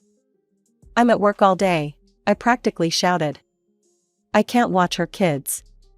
I have responsibilities, meetings, deadlines. Then hire a babysitter, he said dismissively. It's not that complicated. I took a deep breath, trying to stay calm. If it's that simple, why didn't you hire a babysitter before running off to Hawaii? We got a last-minute deal on the tickets, he replied, like that explained everything. There wasn't time to make arrangements. Look, I have to go. Rachel's waiting. Click. I stood there staring at my phone, barely able to process what had just happened. My father, who had once grounded me for a week because I forgot to call when I was going to be 10 minutes late coming home from school, thought it was perfectly fine to abandon 2 young children in an empty house for hours. That's when I noticed Tommy sprawled on my couch, tapping away at his smartphone. A thought suddenly hit me. Hey, Tommy, I called out, trying to keep my voice casual. Do you have your dad's phone number? Your real dad, I mean. Tommy barely looked up from his game. Yeah, we talk to him all the time. Want me to show you? He pulled up his contacts and showed me the screen. I quickly copied the number into my phone, my heart pounding. I stepped into my home office for privacy and dialed. The phone rang twice before a deep voice answered. Hello? Hi, is this Mr. Anderson? I took a deep breath. You don't know me, but I'm Tiffany, Rachel's new stepdaughter. I'm calling because, well, there's a situation with Tommy and Jake that you should know about. What kind of situation? His voice immediately sharpened with concern. Are they okay? I told him everything, how Rachel had been using me as free childcare, how she'd broken into my house while I was at work, how she and my father had abandoned the boys for 4 hours before jetting off to Hawaii. As I spoke, I could hear his breathing getting heavier. Text me your address, he said firmly. I'll be there in an hour. And Tiffany, thank you for calling me. True to his word, exactly 1 hour later, my doorbell rang. When I opened it, I found a tall man in his early 40s. Behind him stood another man in an expensive-looking suit, carrying a leather briefcase. Dad, Tommy and Jake shouted in unison, running to hug him. He wrapped them both in a bear hug, and I could see the relief on his face. Boys, why don't you go pack up your things, he suggested, ruffling their hair. And clean up any mess you made in Miss Tiffany's house. As the boys scurried around collecting their belongings, he turned to me. This is James Carlton, my attorney, he said, gesturing to the man in the suit. Would you mind if we talked for a few minutes? We sat at my kitchen table while the boys cleaned up the living room. Mr. Anderson, please, call me Steve, ran his hands through his hair in frustration. I've been dealing with Rachel's stunts for years, he said quietly, so the boys wouldn't hear. Missing scheduled visits, changing plans last minute, using the kids as pawns. But this? He shook his head. This is beyond anything she's done before. I pay $4,000 a month in child support, and she's using it to fly off to Hawaii while dumping the kids on strangers? Not to mention leaving them alone in an empty house, his lawyer added, pulling out a legal pad. Miss Taylor, would you mind telling me exactly what happened? Start from the beginning. I spent the next hour detailing everything, the wedding, the gradual escalation of Rachel's demands, today's events. The lawyer took detailed notes, his frown deepening as I spoke. Oh, and I have this, I said, pulling out my phone. I recorded my conversations with both Rachel and my father from today. Would that be helpful? The lawyer's eyes lit up. Very helpful. Would you mind forwarding those recordings to me? After I sent him the files, he played them back, nodding as Rachel's condescending voice filled my kitchen. When the recordings finished, he looked at Steve. This is exactly what we needed, he said. Abandonment, endangerment, misuse of child support funds. Your ex-wife has handed us a golden opportunity. The next 2 weeks passed quietly. Not a single call or text from Rachel asking about her kids. Not even my dad checked in to see if everything was okay. They were apparently too busy enjoying their Hawaiian paradise to worry about 2 young boys they'd abandoned in my house. Then came Friday. I'd just gotten home from work and changed into comfortable clothes when my front door burst open. Rachel stormed in like a hurricane, her face red with rage, my father right behind her. She was waving some kind of official-looking letter in her hand. Tommy, Jake, she screamed, looking around wildly. Where are my children? I stayed seated on my couch, surprisingly calm. They're with their father. Rachel froze. What? Their father? You know, the man you had children with before you married my dad? The one who actually cares about their well-being? She lunged at me, her perfectly manicured nails nearly catching my hair. You little snake. Do you know what this is? She shook the letter in my face. This is a notice from family court. My ex-husband is suing for full custody. They're threatening to take away my parental rights. Maybe you should have thought about that before abandoning your kids in an empty house, I replied, standing up to face her. Or using them as pawns in your games. Or spending their child support money on Hawaiian vacations. She turned to my father, clearly expecting him to defend her. He stepped forward, his face dark with anger. I never thought my own daughter could be so vindictive, he spat. You've destroyed your stepmother's family out of pure spite. As far as I'm concerned, you're no longer my daughter. The words hit me like a physical blow, but I kept my face neutral. I didn't destroy anything, Dad. Rachel did that all by herself. Rachel let out another screech of rage and stormed out of my house. My father gave me one last disgusted look before following her. The custody hearing took place 3 weeks later. I sat in the witness box, feeling Rachel's glare burning into me as I calmly recounted everything that had happened.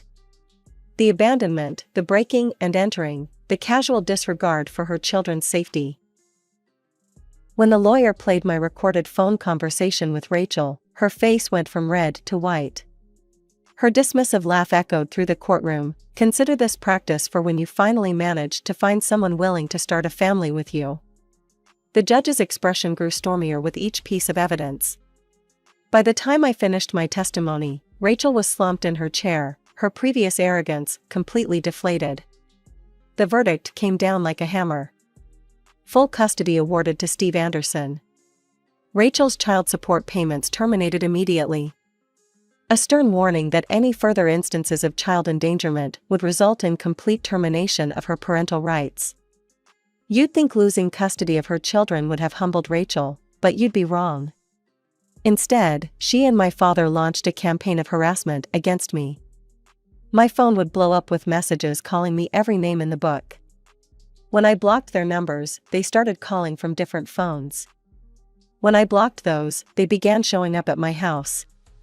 They'd pound on my door at all hours, Rachel's shrill voice carrying through the neighborhood. Open this door, you home-wrecking little bitch. I tried to ignore them, but one day, after a particularly rough week at work, I'd had enough. When the banging started, something inside me snapped. I marched to the door and threw it open. You want to talk? Fine. Let's talk. They stormed into my living room, Rachel immediately launching into a tirade about how I'd ruined her life, how she couldn't afford her spa treatments anymore without the child support money, how dare I interfere with her family. I let her rant for about 30 seconds before turning to my father. Are you done? We're not done until, Rachel started, but I held up my hand. I wasn't talking to you. I focused on my father. Hey Dad, remember Mom's house? The one you're living in right now? He blinked, caught off guard by the sudden change of topic. You know, the house that Mom left to me in her will? The one I've been letting you live in rent-free out of the goodness of my heart. The color drained from his face. Rachel stopped mid-rant, her mouth hanging open. I stood up, drawing myself to my full height. So here's what's going to happen. The harassment stops. The calls stop. The visits stop. Because if they don't, I'll evict you faster than Rachel here can say spa day. And then you can both try surviving on your salary alone, with no free housing and no child support money to subsidize your lifestyle. I walked to the door and held it open. Mom would be ashamed of how you've acted. Now get out of my house. Rachel grabbed her designer purse and stormed out. My father lingered for a moment, looking lost, then followed her without a word. That was 3 months ago. They haven't bothered me since. Through the family grapevine, I hear Rachel's making my father's life hell, constantly complaining about their reduced circumstances now that she can't spend her kids' support payments on herself. Apparently, they can barely afford their lifestyle on just my father's modest salary. I ran into my cousin Sarah at the grocery store last week. She told me Rachel's been throwing tantrums about having to shop at regular stores instead of her beloved boutiques. "My father looks tired all the time now," she said, "like he's aged years in just a few months."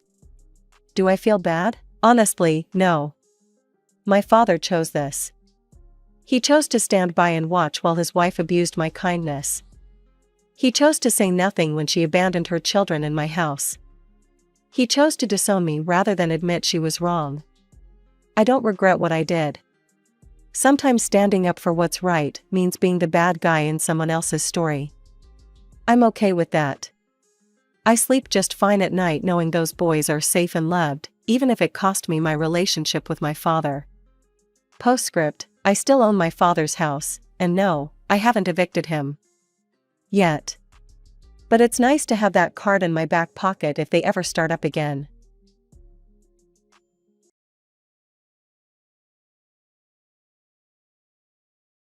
I never thought a Christmas dinner could change my life so drastically, but here I am, Anita, 28 years old, still trying to process what happened that evening. The whole thing started normally enough. I arrived at my parents' house, carrying a bottle of wine and homemade apple pie, just like I always did for family gatherings. The house was already full of relatives when I got there. The biggest surprise was that my younger sister Linda actually showed up. She usually skips these family things, always complaining that there are a lot of old people who talk about their illnesses. When we finally sat down to eat, everything seemed perfectly normal. Dad carved the turkey, Mom passed around her famous cranberry sauce, and Uncle Bob was already on his second glass of wine. The dining room was warm and cozy, with Christmas lights twinkling in the windows and the smell of cinnamon and pine needles in the air. Then Mom cleared her throat and turned to Linda with this weird smile I'd never seen before. "Linda, sweetie, why don't you tell everyone about that business you want to open?"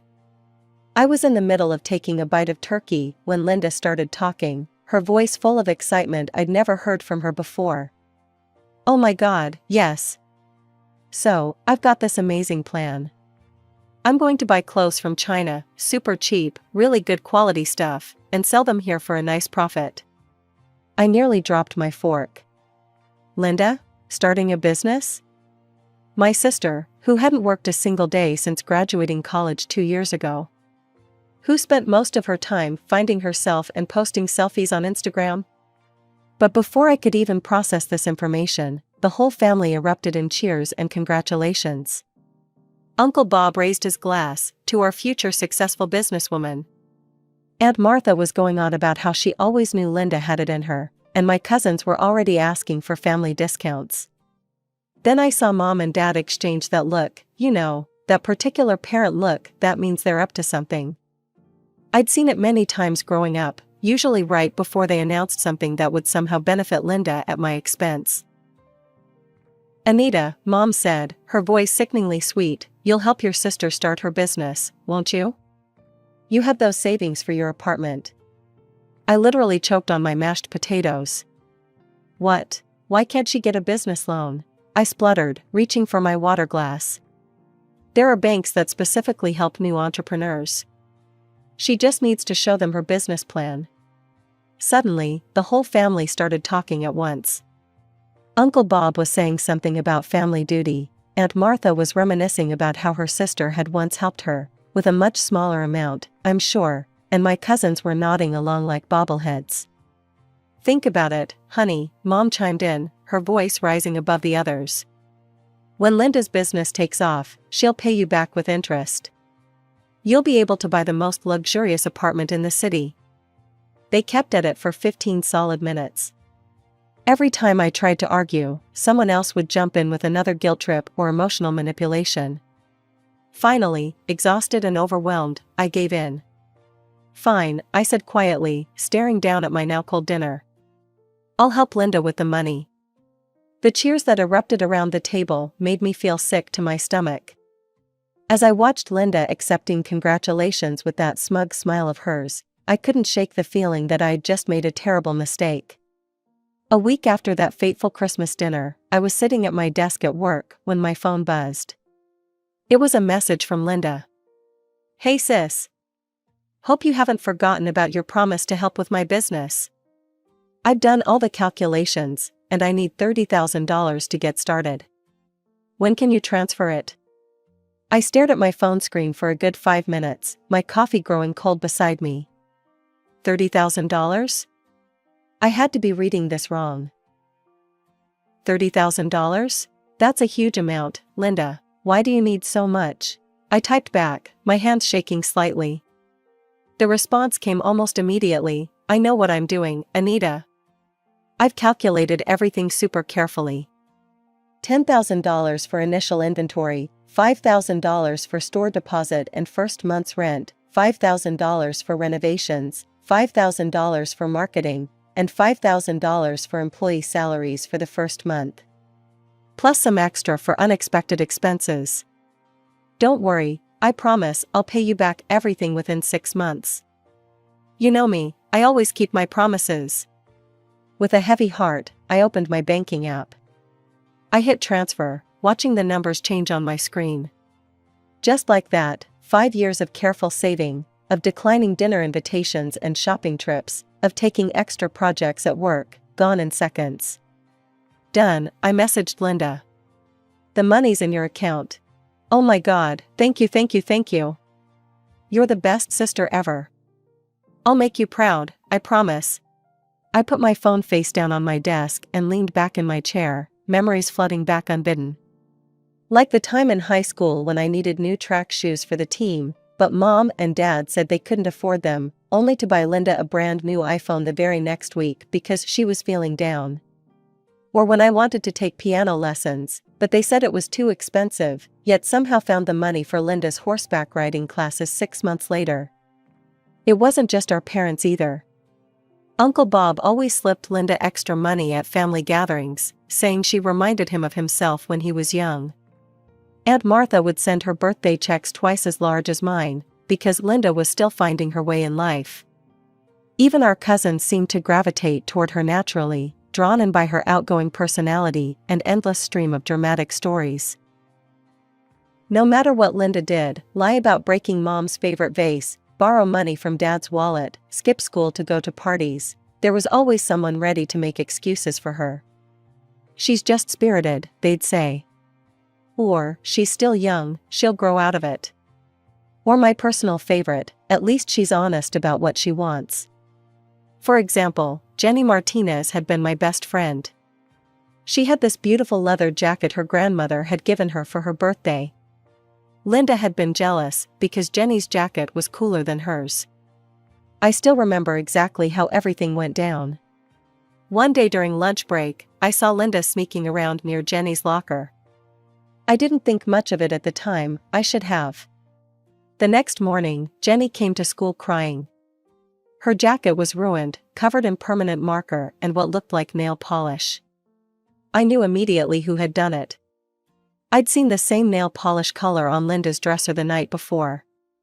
But before Jenny could even report what happened, Linda burst into tears in the middle of the hallway, wailing about how Jenny was going to blame her for ruining the jacket, and how Jenny had been mean to her all year. It was all lies, but Linda had always been good at crying on command. Aunt Martha got involved first. She marched into the school, demanding to speak with the principal. "My niece would never do such a thing," she insisted. "This other girl is clearly trying to frame her." Then Uncle Bob joined in, then our cousins, and finally our parents. They all rallied around Linda like she was some kind of victim. I sat through countless family discussions where they talked about how that Martinez girl was obviously jealous of Linda, how she was probably upset that I was spending time with my sister instead of her. I tried to speak up once, to tell them I'd seen Linda near Jenny's locker, but Mom shut me down immediately. "Anita, how could you even think your sister would do something like that? Family stands together." The whole thing spiraled out of control. Our relatives kept showing up at school, complaining to teachers, confronting Jenny's parents. They made such a fuss that eventually, Jenny's mom transferred her to another school. I lost my best friend, and Linda got away with it completely. She even had the nerve to smile at me when we heard Jenny was leaving. "See," she'd whispered to me in the hallway. "That's what happens to people who aren't nice to me." I never told anyone what Linda said to me that day. What was the point? Nobody would have believed me anyway. Linda was the baby of the family, the one who could do no wrong, the one everyone rushed to protect. Now, over 15 years later, I found myself hoping things would be different. Maybe Linda had grown up. Maybe this business venture would be the thing that finally made her take responsibility for her actions. Maybe she'd prove everyone right about her potential. The next few weeks flew by in a blur of deadlines and meetings. I was leading a major software implementation project at work, which kept me too busy to think much about Linda's business venture. One Sunday, I stopped by my parents' house for our usual family dinner. Dad was watching baseball, and Mom was pulling a lasagna out of the oven, but Linda was nowhere to be seen. "Where's Linda?" I asked, helping Mom set the table. "Is she running late again?" Mom waved her hand dismissively. "Oh, she's away on a trip."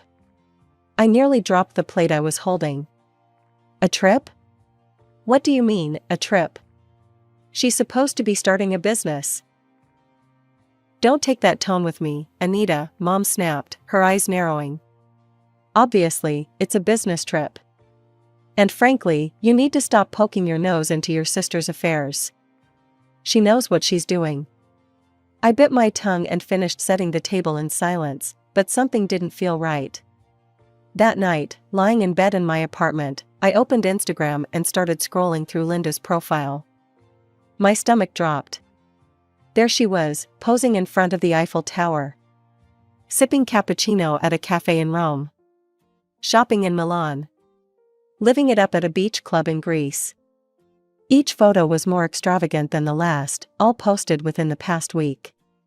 "What the hell?" I muttered to myself. If she's starting a clothing business with Chinese suppliers, why is she gallivanting around Europe?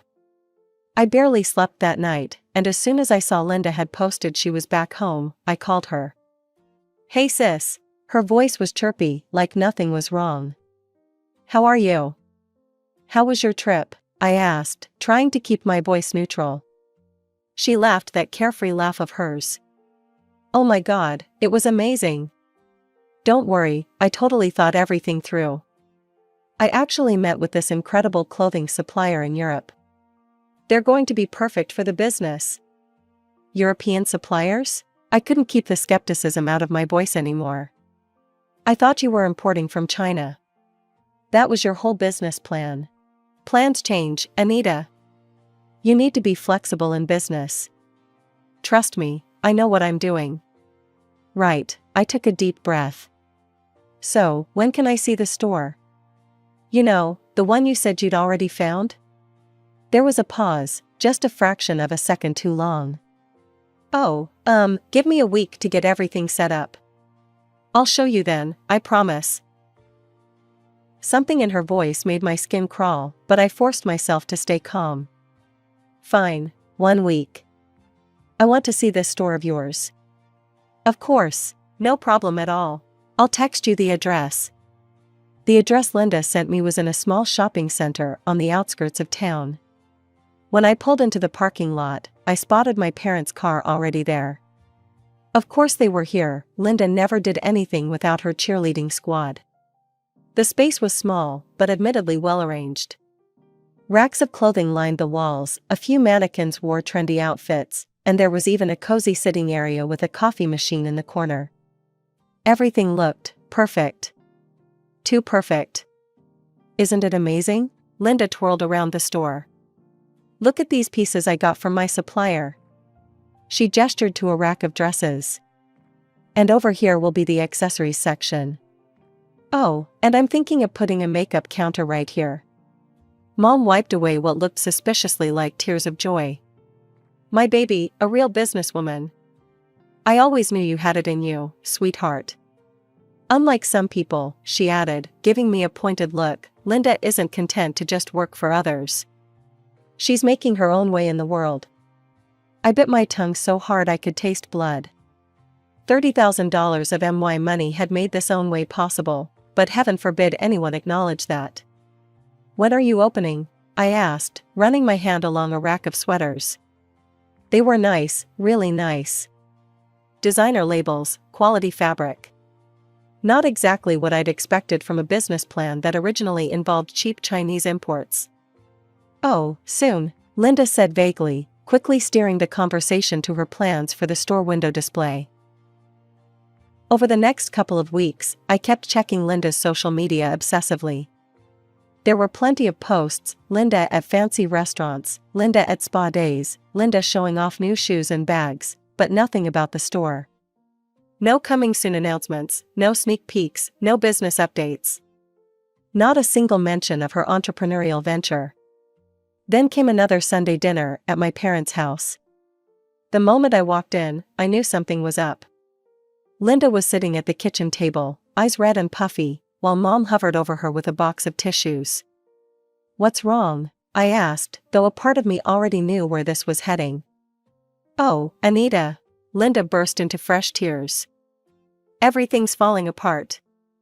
The supplier increased their prices, and the store needs renovations before we can open, and there are all these permits I didn't know about.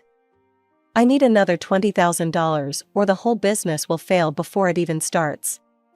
I actually laughed. I couldn't help it. "You're kidding, right? Another 20,000? Anita," Mom gasped. "How can you be so cruel? Your sister is in crisis." "Crisis? She hasn't even opened the store yet. How about showing me some business records? Receipts? Anything?" "I can't believe you don't trust your own sister," Dad joined in, his voice heavy with disappointment. "After everything we've done for you." I looked around the kitchen, at my crying sister, my tearful mother, my disapproving father. This was a scene I'd witnessed 1,000 times growing up, and I knew exactly how it would end. With shaking hands, I pulled out my phone and opened my banking app. Another $20,000. Gone in seconds. More than half my savings now transferred to Linda's account. "Thank you, thank you, thank you." Linda's tears miraculously dried up as she hugged me. "You're the best sister ever. I promise you won't regret this." 2 weeks after I handed over the second installment of money, I was mindlessly scrolling through Instagram during my lunch break when I saw it. My hand froze mid-bite of my sandwich. There was Linda, posing in what looked like a doctor's office, her face showing obvious signs of recent plastic surgery. The caption beneath the photo read, "The best investment is an investment in your appearance. New me, transformation, self-love." My sandwich hit the desk. $50,000. $50,000 of my money, and there was my sister, fresh from what looked like a nose job and God knows what else, bragging about investments on social media. I scrolled frantically through her other recent posts. Designer shopping bags in Dubai. Sunset yoga in Bali. Cocktails in Singapore. My hands were shaking so badly I could barely hold my phone. I needed proof, real, solid proof that she had scammed me. Without it, I knew exactly how this would play out. Linda would cry, my parents would defend her, and I'd be painted as the jealous, unsupportive sister again. It took me 3 hours of research to find David Chen, a private investigator who specialized in financial fraud cases. His fee wasn't cheap, but I was way past caring about money at this point. I need to know exactly what my sister did with $50,000 she claimed was for starting a business, I told him during our first meeting. Every transaction, every trip, every purchase. Everything. Those were the longest 3 weeks of my life. I could barely sleep, barely eat. Every time my phone buzzed with a new social media notification from Linda, my stomach churned. Finally, David called me to his office. He had a thick folder waiting on his desk. "Your sister never intended to start a business," he said without preamble, opening the folder. "I've traced every dollar you transferred to her account. Would you like to see where your money went?" I nodded, and he began laying out documents one by one. bank statements, credit card receipts, travel itineraries, medical bills. 20,000 went to cosmetic procedures, primarily nose reshaping and lip augmentation. Another 15,000 was spent on international travel. I've documented trips to 7 countries in the past 2 months. The remaining money went to shopping sprees, luxury hotels, and restaurant bills. I felt sick. And the store? The one she showed us? David pulled out a rental agreement. Rented for 1 day only, specifically the day she showed it to you. The clothing was also rented, by the way. Everything was returned the next day. He pushed the folder toward me. I've compiled everything into a comprehensive report. Bank records, rental agreements, medical bills, travel documentation, it's all here. Your sister perpetrated a deliberate fraud. I sat there for a long time, staring at the stack of evidence. $50,000. My dream of owning my own home. All gone so Linda could get a new nose and take selfies around the world. I could hear laughter from inside my parents' house as I walked up the driveway. Of course, it was Thursday afternoon, which meant the usual family tea gathering. Perfect. Let them all be here for this. The folder felt heavy in my hands as I pushed open the front door without knocking. They were all there in the living room, Aunt Martha with her usual gossip, Uncle Bob in his favorite armchair, my cousins scattered around with their phones, Mom serving tea, Dad reading his newspaper, and Linda, the center of attention as always, showing everyone something on her phone. Linda, I said, my voice cutting through the chatter. When are you planning to pay back my $50,000? The room went quiet. Linda looked up, flashing that sweet smile that had gotten her out of trouble so many times before. Oh, Anita, you know I can't right now. All the money is tied up in the business. Taking it out would ruin everything I built. You understand, right? Built? I laughed, but there was no humor in it. You mean like that nose job you built? Or those trips to Europe, Dubai, and Bali you built? Linda's smile faltered. Mom stepped forward, frowning. Anita, what are you talking about? I opened the folder and started laying out documents on the coffee table. There is no business. Here's the receipt for your plastic surgery. Here are your travel bookings. Oh, and here's my personal favorite, the 1-day rental agreement for that fake store you showed us. Aunt Martha gasped. Uncle Bob leaned forward in his chair. My cousins finally looked up from their phones. Anita, Dad said slowly, I'm sure there's been some misunderstanding. Linda's just taking her time to set things up properly. She spent my money on vacations and a new face. I was shouting now. Look at the evidence. I hired a private investigator. It's all here. You spied on your own sister? Aunt Martha clutched her chest. How could you do something so underhanded? Underhanded? I spun to face her. She stole $50,000 from me, and I'm the one who's underhanded? Fine. If none of you want to see the truth, I'll let a judge see it. I'm suing her for fraud. The room erupted. Linda started screaming that I couldn't do this to her. Uncle Bob was yelling about family loyalty. My cousins were all talking at once. Dad was demanding I sit down and be reasonable. You can't sue, Mom said suddenly, her voice cutting through the chaos. She smiled, and I recognized that smile. It was the same one Linda used when she thought she had the upper hand. You have no proof Linda borrowed that money. What are you going to tell the judge? That you gave your sister $50,000 as a gift and now you want it back? Your father and I certainly won't testify that it was a loan. For the first time since I walked in, I smiled. I pulled out my phone, opened my messaging app, and held it up. You mean like these messages where Linda specifically asks to borrow money for her business? Where she promises, in writing, to pay me back within 6 months? Those kinds of messages? Without another word, I gathered up my evidence and walked out, leaving the door open behind me. I could hear them all starting to shout again as I walked to my car, but I didn't look back. I'd expected the trial to be long and messy, but the evidence was too solid to dispute. But it was Mr. Rodriguez, the store owner, who delivered the final blow. Yes, she rented the space for one day, he testified. She said it was for a prank video she was making for her family. She brought in racks of clothes in the morning and took everything out that same night. I thought it was strange, but she paid well for the day. I watched Linda's face as he spoke. For once, she wasn't crying or playing the victim. She just sat there, staring at her perfectly manicured nails, as though this was all beneath her somehow. Mom and Dad tried their best to defend her. Mom took the stand and spun a tale about Linda's entrepreneurial spirit and how she just needed more time to get the business going. Dad talked about how I was just jealous of my sister's creative business approach.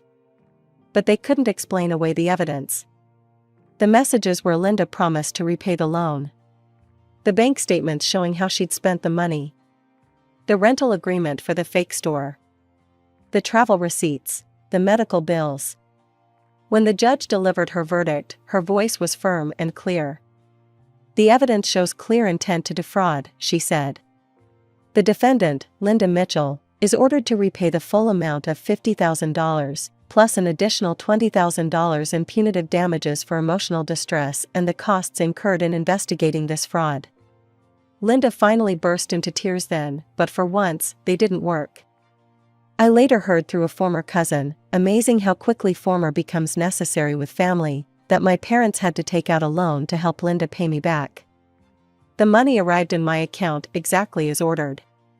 The next day, I signed the papers for my new apartment. It wasn't the one I'd originally been saving for. That dream had to be scaled back after spending money on lawyers and investigators, but it was mine. Every square foot of it was mine. My parents still call sometimes, leaving voicemails about how I've destroyed the family and broken your sister's heart. Aunt Martha apparently tells anyone who'll listen about how I turned on my own blood. Uncle Bob has written me out of his will. My cousins have blocked me on social media. They all see me as the villain in this story. The cruel, heartless sister who took poor Linda to court. The ungrateful daughter who embarrassed her family in public. The bitter woman who couldn't handle her sister's success. But you know what? Standing in my new apartment, watching the sunset through windows I own, I couldn't care less what they think.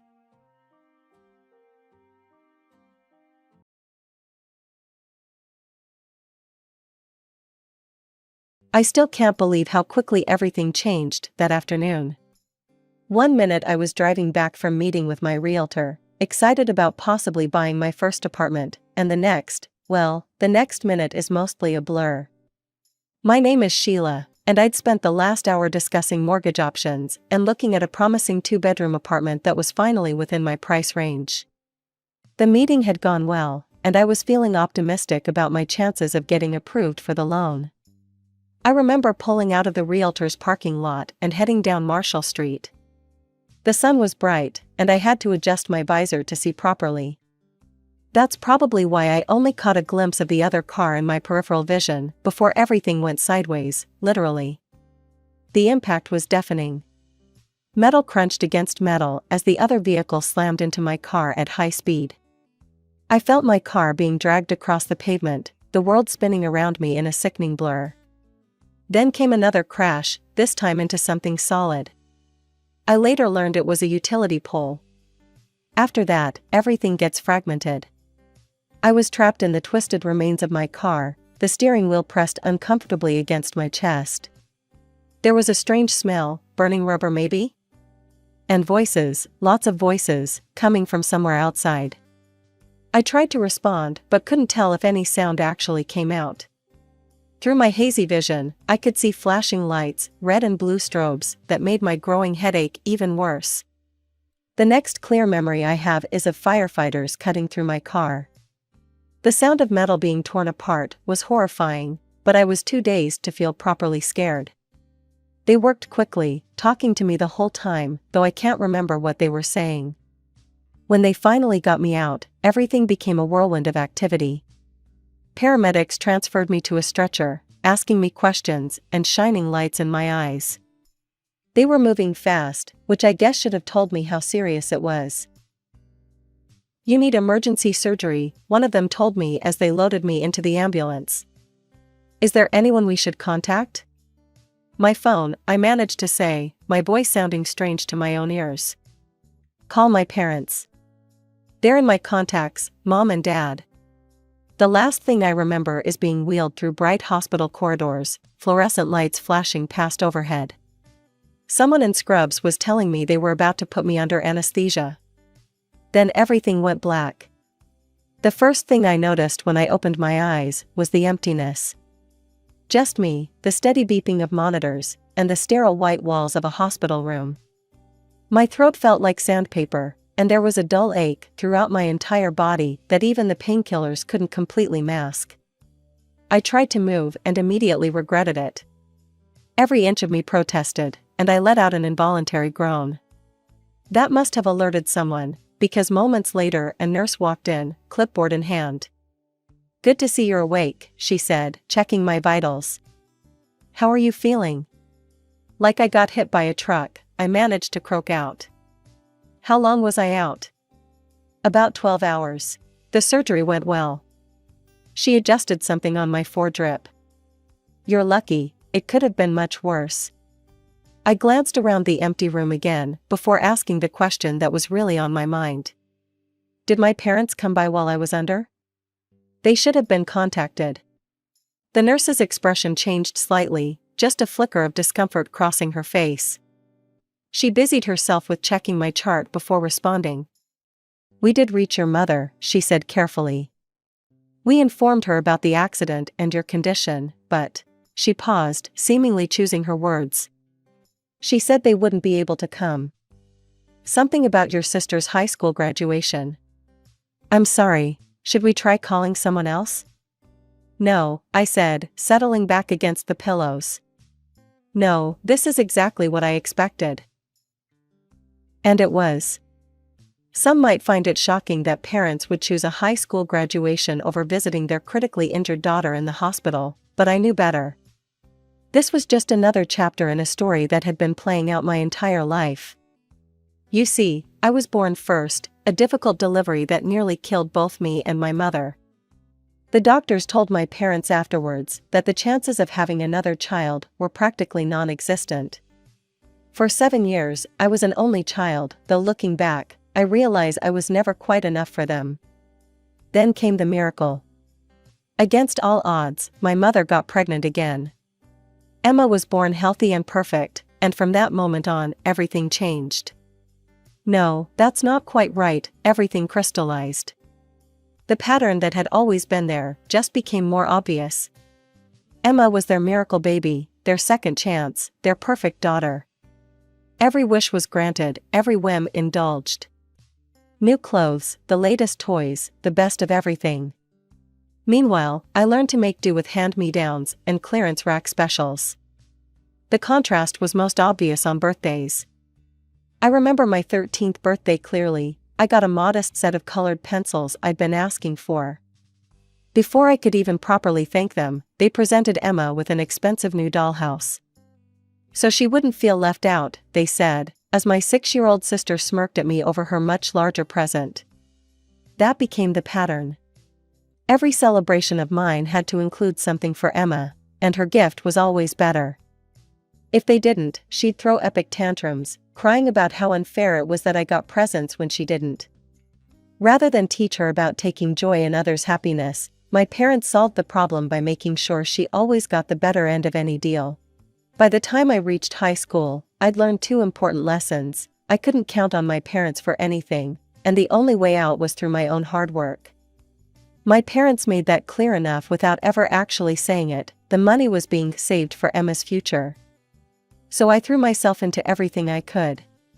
While other kids were hanging out at the mall or going to parties, I was staying late after school, building my resume. I studied like my future depended on it, because it did. Advanced placement classes, honor roll, academic competitions, you name it, I was there. "Sheila, would you be interested in starting a school newspaper?" Mrs. Rodriguez, my English teacher, asked me one day after class. "We need someone organized and dedicated to run it." I didn't just start the newspaper, I turned it into something the school had never seen before. We covered real issues, not just pep rallies and lunch menus. When the principal saw what we were doing, he approached me with another idea, a school TV station. We started broadcasting morning announcements, covering school events, even doing investigative pieces about local issues affecting students. Teachers couldn't stop singing my praises. The principal even wrote me a glowing college recommendation letter, calling me one of the most exceptional students in our school's history. But at home? Nothing changed. My parents barely noticed my achievements, too busy cooing over Emma's participation trophy from her soccer tournament or her B in math. The only person who seemed to notice my success was Emma herself, and not in a good way. God, it's so annoying, I overheard her complaining to Mom one day. Everyone at school keeps calling me Sheila's sister. Like I'm not even my own person. It's not fair. Instead of explaining to Emma that she could make her own name for herself through hard work, Mom just hugged her and said, "Don't worry, sweetie. You're special in your own way." All that work paid off though. When college acceptance letters started arriving, I had options, actual, real options. But the best one was from State University, 2 states over. Full scholarship, including room and board. When I told my parents, they barely looked up from helping Emma with her middle school science project. I left for college that fall, with Emma just starting 6th grade. The distance felt good, necessary, even. I got a part-time job at the campus coffee shop to cover my personal expenses, threw myself into my studies, and started building a life that had nothing to do with being the less favored daughter. My parents would call occasionally, but the conversations were always the same. Emma made the junior high cheerleading squad, where Emma got the lead in the school play. Never, "How are your classes going?" or "Are you eating enough?" were any of the normal questions parents typically ask their college students. After 4 years of building my own life at college, I made what was probably my biggest mistake. I went back home. I guess some part of me hoped things would be different now that I had a degree. They weren't. From the moment I walked through the door with my boxes, my parents acted like I was an unwanted houseguest who had overstayed their welcome. Mom would make these pointed little comments over breakfast about young adults who can't leave the nest, while Dad would casually leave apartment rental listings on the kitchen counter. Emma, now 15 and fully embracing her role as the family princess, was the most direct about it. "Why do you have to stay here?" she complained one morning, glaring at me across the breakfast table. "It's so embarrassing having my old sister living at home. None of my friends' siblings do that." I wanted to point out that most parents actually help their kids during the post-college transition, but what was the point? Instead, I threw myself into job hunting. I must have sent out 100 applications that first month. Finally, I landed a position as a junior project coordinator at a tech company. The salary wasn't huge, but it was enough to start saving for my escape. I worked extra hours, skipped lunch breaks, and saved every penny I could. After 2 months, I had enough for a security deposit and first month's rent on a tiny studio apartment. The day I moved out, Mom actually looked relieved. "Don't forget to return your house key," was all she said as I carried out my last box. That little studio apartment might have been small, but it felt like paradise. For the first time in my life, I had a space that was completely mine. No one to make snide comments, no one to compare me to, no one to make me feel unwelcome in my own home. I channeled all my energy into work. Every project, every task, no matter how small, I gave it my all. Need someone to stay late? I volunteered. Difficult client? I'd handle it. Complex problem? I'd solve it. People started to notice. A year and a half after starting, I was called into my supervisor's office. I thought maybe I'd done something wrong, but instead, she offered me a promotion to senior project coordinator. The salary bump meant I could finally start putting money aside for my own place. Another year passed, and I got promoted again, this time to project manager. I was actually proud of myself, so I made another mistake, I mentioned it at one of the family dinners I still occasionally attended, trying to maintain some kind of relationship with my parents. Mom and Dad suddenly got very interested, more interested than they'd been in anything about my life in years. Project manager? That must pay well, Dad said, trying to sound casual. How much are they giving you? Before I could deflect the question, Emma jumped in with her usual tact. She looked me up and down, and started laughing. Whatever it is, you should spend some of it on new clothes. You dress like somebody's grandmother. Mom and Dad joined in the laughter, like it was the funniest thing they'd ever heard. I didn't say a word. I just got up, grabbed my purse, and walked out. They could laugh all they wanted, I had an apartment to save for. The next 3 weeks in the hospital felt like an endless blur of pain, medication, and recovery. 2 surgeries, one to repair internal damage, another to fix my broken leg. The doctors said I was lucky to be alive. My hospital room looked like a flower shop. My boss sent a huge arrangement with a note saying my job was secure and to take all the time I needed to recover.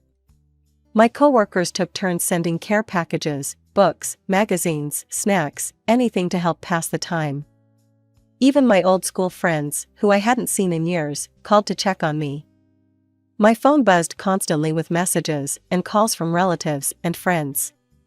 Aunt Sarah called every evening to check my progress. My cousin Mike offered to drive up and help when I got discharged. Even my old college roommate Lisa reached out after seeing a post about my accident on social media. But nothing from my parents. Nothing from Emma. Not a call, not a text, not even a quick "hope you're okay" message. The empty space where their names should have been on my phone screen felt louder than all the other messages combined. Then, a week after my second surgery, they finally showed up.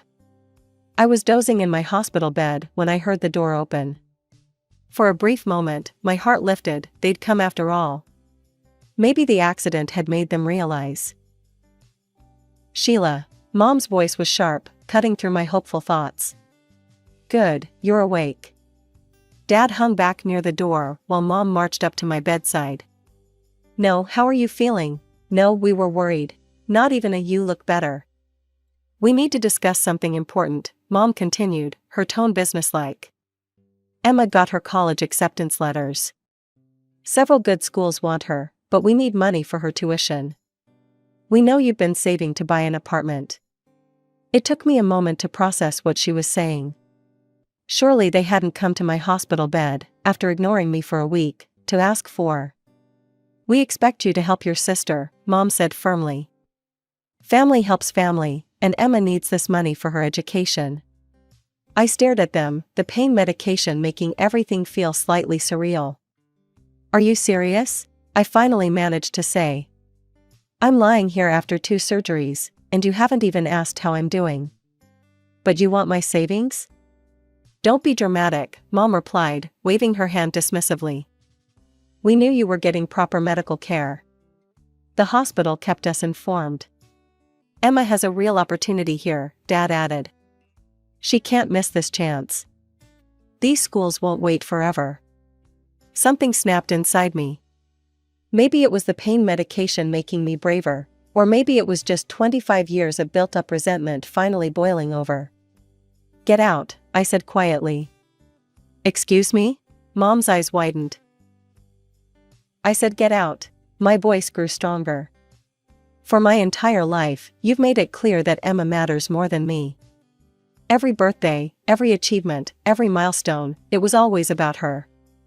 I worked my way through college while you saved money for her. I built my career from nothing while you praised her every tiny accomplishment. And now? I gestured at my hospital bed, at the machines monitoring my vital signs. I almost died in that accident, and you couldn't even be bothered to visit until you wanted something from me. Now, Sheila, Dad started, finally stepping away from the door. You're being unreasonable. Unreasonable? I laughed, and it hurt my ribs. I'm unreasonable for wanting my parents to care that I almost died? I'm unreasonable for wanting to keep the money I earned to pay for my medical bills and buy my own apartment? No, not this time. I'm not giving you a penny of my savings for Emma's college. Mom's face turned an alarming shade of red. After everything we've done for you. Everything you've done for me? I cut her off. What exactly have you done for me? Name one thing. One single thing you've done for me that didn't somehow end up being about Emma. The silence that followed was deafening. They stood there, mouths opening and closing like fish out of water, clearly shocked that their reliable doormat of a daughter had finally stood up for herself. You'll regret this, Mom finally said, her voice cold. She grabbed Dad's arm and pulled him toward the door. They didn't even say goodbye. Just stormed out, letting the door slam behind them. The noise made my head throb, but I didn't care. For the first time in my life, I'd stood my ground with them. My phone buzzed about an hour later. Then again, and again. I picked it up to find a stream of messages from Emma. How dare you refuse to help me with college? You're just jealous, because I got into better schools than you ever could. You're so selfish. You don't need an apartment that badly. Mom and Dad are right, you're being completely unreasonable. The messages kept coming, each one more angry than the last. But it was the final message that made my blood run cold. You know what? I wish you had died in that stupid accident. Then at least your money would have gone to something worthwhile, my education. I stared at the phone screen for a long time, my hands shaking. My baby sister, the miracle child, the one they'd all protected and coddled and spoiled, had just wished me dead. Over money. My finger hovered over the delete button for a moment. Part of me wanted to erase her words, to pretend they'd never existed. But something stopped me. Instead, I took a screenshot and saved it to my cloud storage. After 5 weeks of hospital food and uncomfortable beds, coming back to my apartment felt like heaven, even if I needed help from a nurse to get up the stairs. Everything hurt, and the doctors had given me a long list of recovery exercises and physical therapy appointments, but at least I was home. The first thing I did was call my boss, Mark. I'd been worried about work, even though my colleagues had assured me everything was under control. Sheila, Mark's warm voice, came through the speaker. How are you feeling? Are you settling back in okay? I'm home, but everything's still pretty rough, I admitted. The doctors say I need at least another month before I can think about coming back to work. I'm sorry about. Stop right there, he cut me off. Your health comes first. Just focus on getting better. Your job will be waiting for you when you're ready. I was just starting to feel optimistic when my phone buzzed with a social media notification. My mother had made a post, and I'd been tagged in it. My stomach dropped as I started reading. As a mother, it breaks my heart to see such selfishness from my own daughter. After everything we've done for Sheila, she refuses to help her sister get an education. Emma got accepted to several prestigious colleges, but now she might miss this opportunity because her own sister is too greedy to share her money. How can anyone be so cruel to their own family? Emma's dreams are being crushed because of pure selfishness. The comments started rolling in immediately. I can't believe she would do that to her own sister. Family should always come first. What kind of person denies their sibling an education? She must be heartless. I watched as relatives and family friends, people who'd known me my whole life, piled on, condemning me without knowing the full story. Aunt Linda called me disgraceful. My mother's best friend Susan wrote about how disappointed she was in me. My hands were shaking as I clicked the reply button, but my voice was steady as I typed. Let me add some context to this story. 5 weeks ago, I was in a near-fatal car accident. I had 2 major surgeries. I spent 5 weeks in the hospital. During that time, my parents visited exactly once, not to check on my health, but to demand my savings for Emma's college fund. They didn't ask how I was doing. They didn't care about my recovery. They just wanted my money. For those wondering why I said no, I need that money for my medical bills and recovery. But even if I didn't, I earned every penny of it myself. I put myself through college without any help from my parents. they were saving for Emma's education then too. And for those who think I'm being cruel to my sister, let me share what she wrote to me while I was still in the hospital. I attached the screenshot of Emma's message. I wish you had died in that stupid accident. Then at least your money would have gone to something worthwhile, my education. So, to all of you judging me, I have a question. Would you give your savings to people who couldn't be bothered to visit you in the hospital? To a sister who wished you had died? To parents who have always made it clear that you matter less than your sibling? The silence that followed felt eternal. Then the new comments started coming in. Oh my God, Sheila, I had no idea. Emma said what? I can't believe they didn't even visit you in the hospital. You're absolutely right to keep your money. Focus on your recovery. Even Aunt Linda and Susan deleted their previous comments and posted apologies. The tide had turned completely, but I felt no satisfaction in it. Just tired. So very, very tired. It's amazing how much can change in 2 months. The physical therapy worked wonders. I'm walking normally now, though my leg still aches a bit when it rains. The scars are healing nicely, and last week I finally returned to work. The car insurance covered the full value of my totaled car, and I used it to buy a newer, safer model. The first time I got behind the wheel after the accident, my hands were shaking, but each drive gets a little easier. The health insurance payout was even better than I expected. I'd taken out a comprehensive policy 2 years ago, thinking it was just the responsible thing to do. Never imagined I'd actually need it, but now I'm thankful for past me's foresight. Between that and the company insurance, all my medical bills are covered, and there's still plenty left over. Yesterday, I signed the preliminary paperwork for my apartment. The down payment is ready to go, and I'm meeting with the bank next week to finalize the mortgage. Aunt Sarah called last week to keep me in the loop, as she put it. My parents had to take out a substantial loan to cover Emma's college tuition. They're not happy about the interest rates, but they didn't have much choice. They'd already promised Emma she could go to her dream school. 10 years ago, even 5 years ago, hearing that would have hurt. I would have felt guilty, would have wondered if I should have helped after all. But now I feel nothing. No guilt, no satisfaction, no anger. Just nothing. I deleted my parents' numbers from my phone. Blocked Emma on all social media. Changed my email address. Some might call it running away, but I see it differently. I'm not running from anything, I'm walking confidently toward the life I've built for myself. The movers are coming next month. I've already started packing up my rental apartment, sorting through what to keep and what to donate. Last night, while going through old boxes, I found a photo from my high school graduation. I'm standing alone in my cap and gown, grinning at the camera. My parents aren't in the picture, they were busy with Emma that day.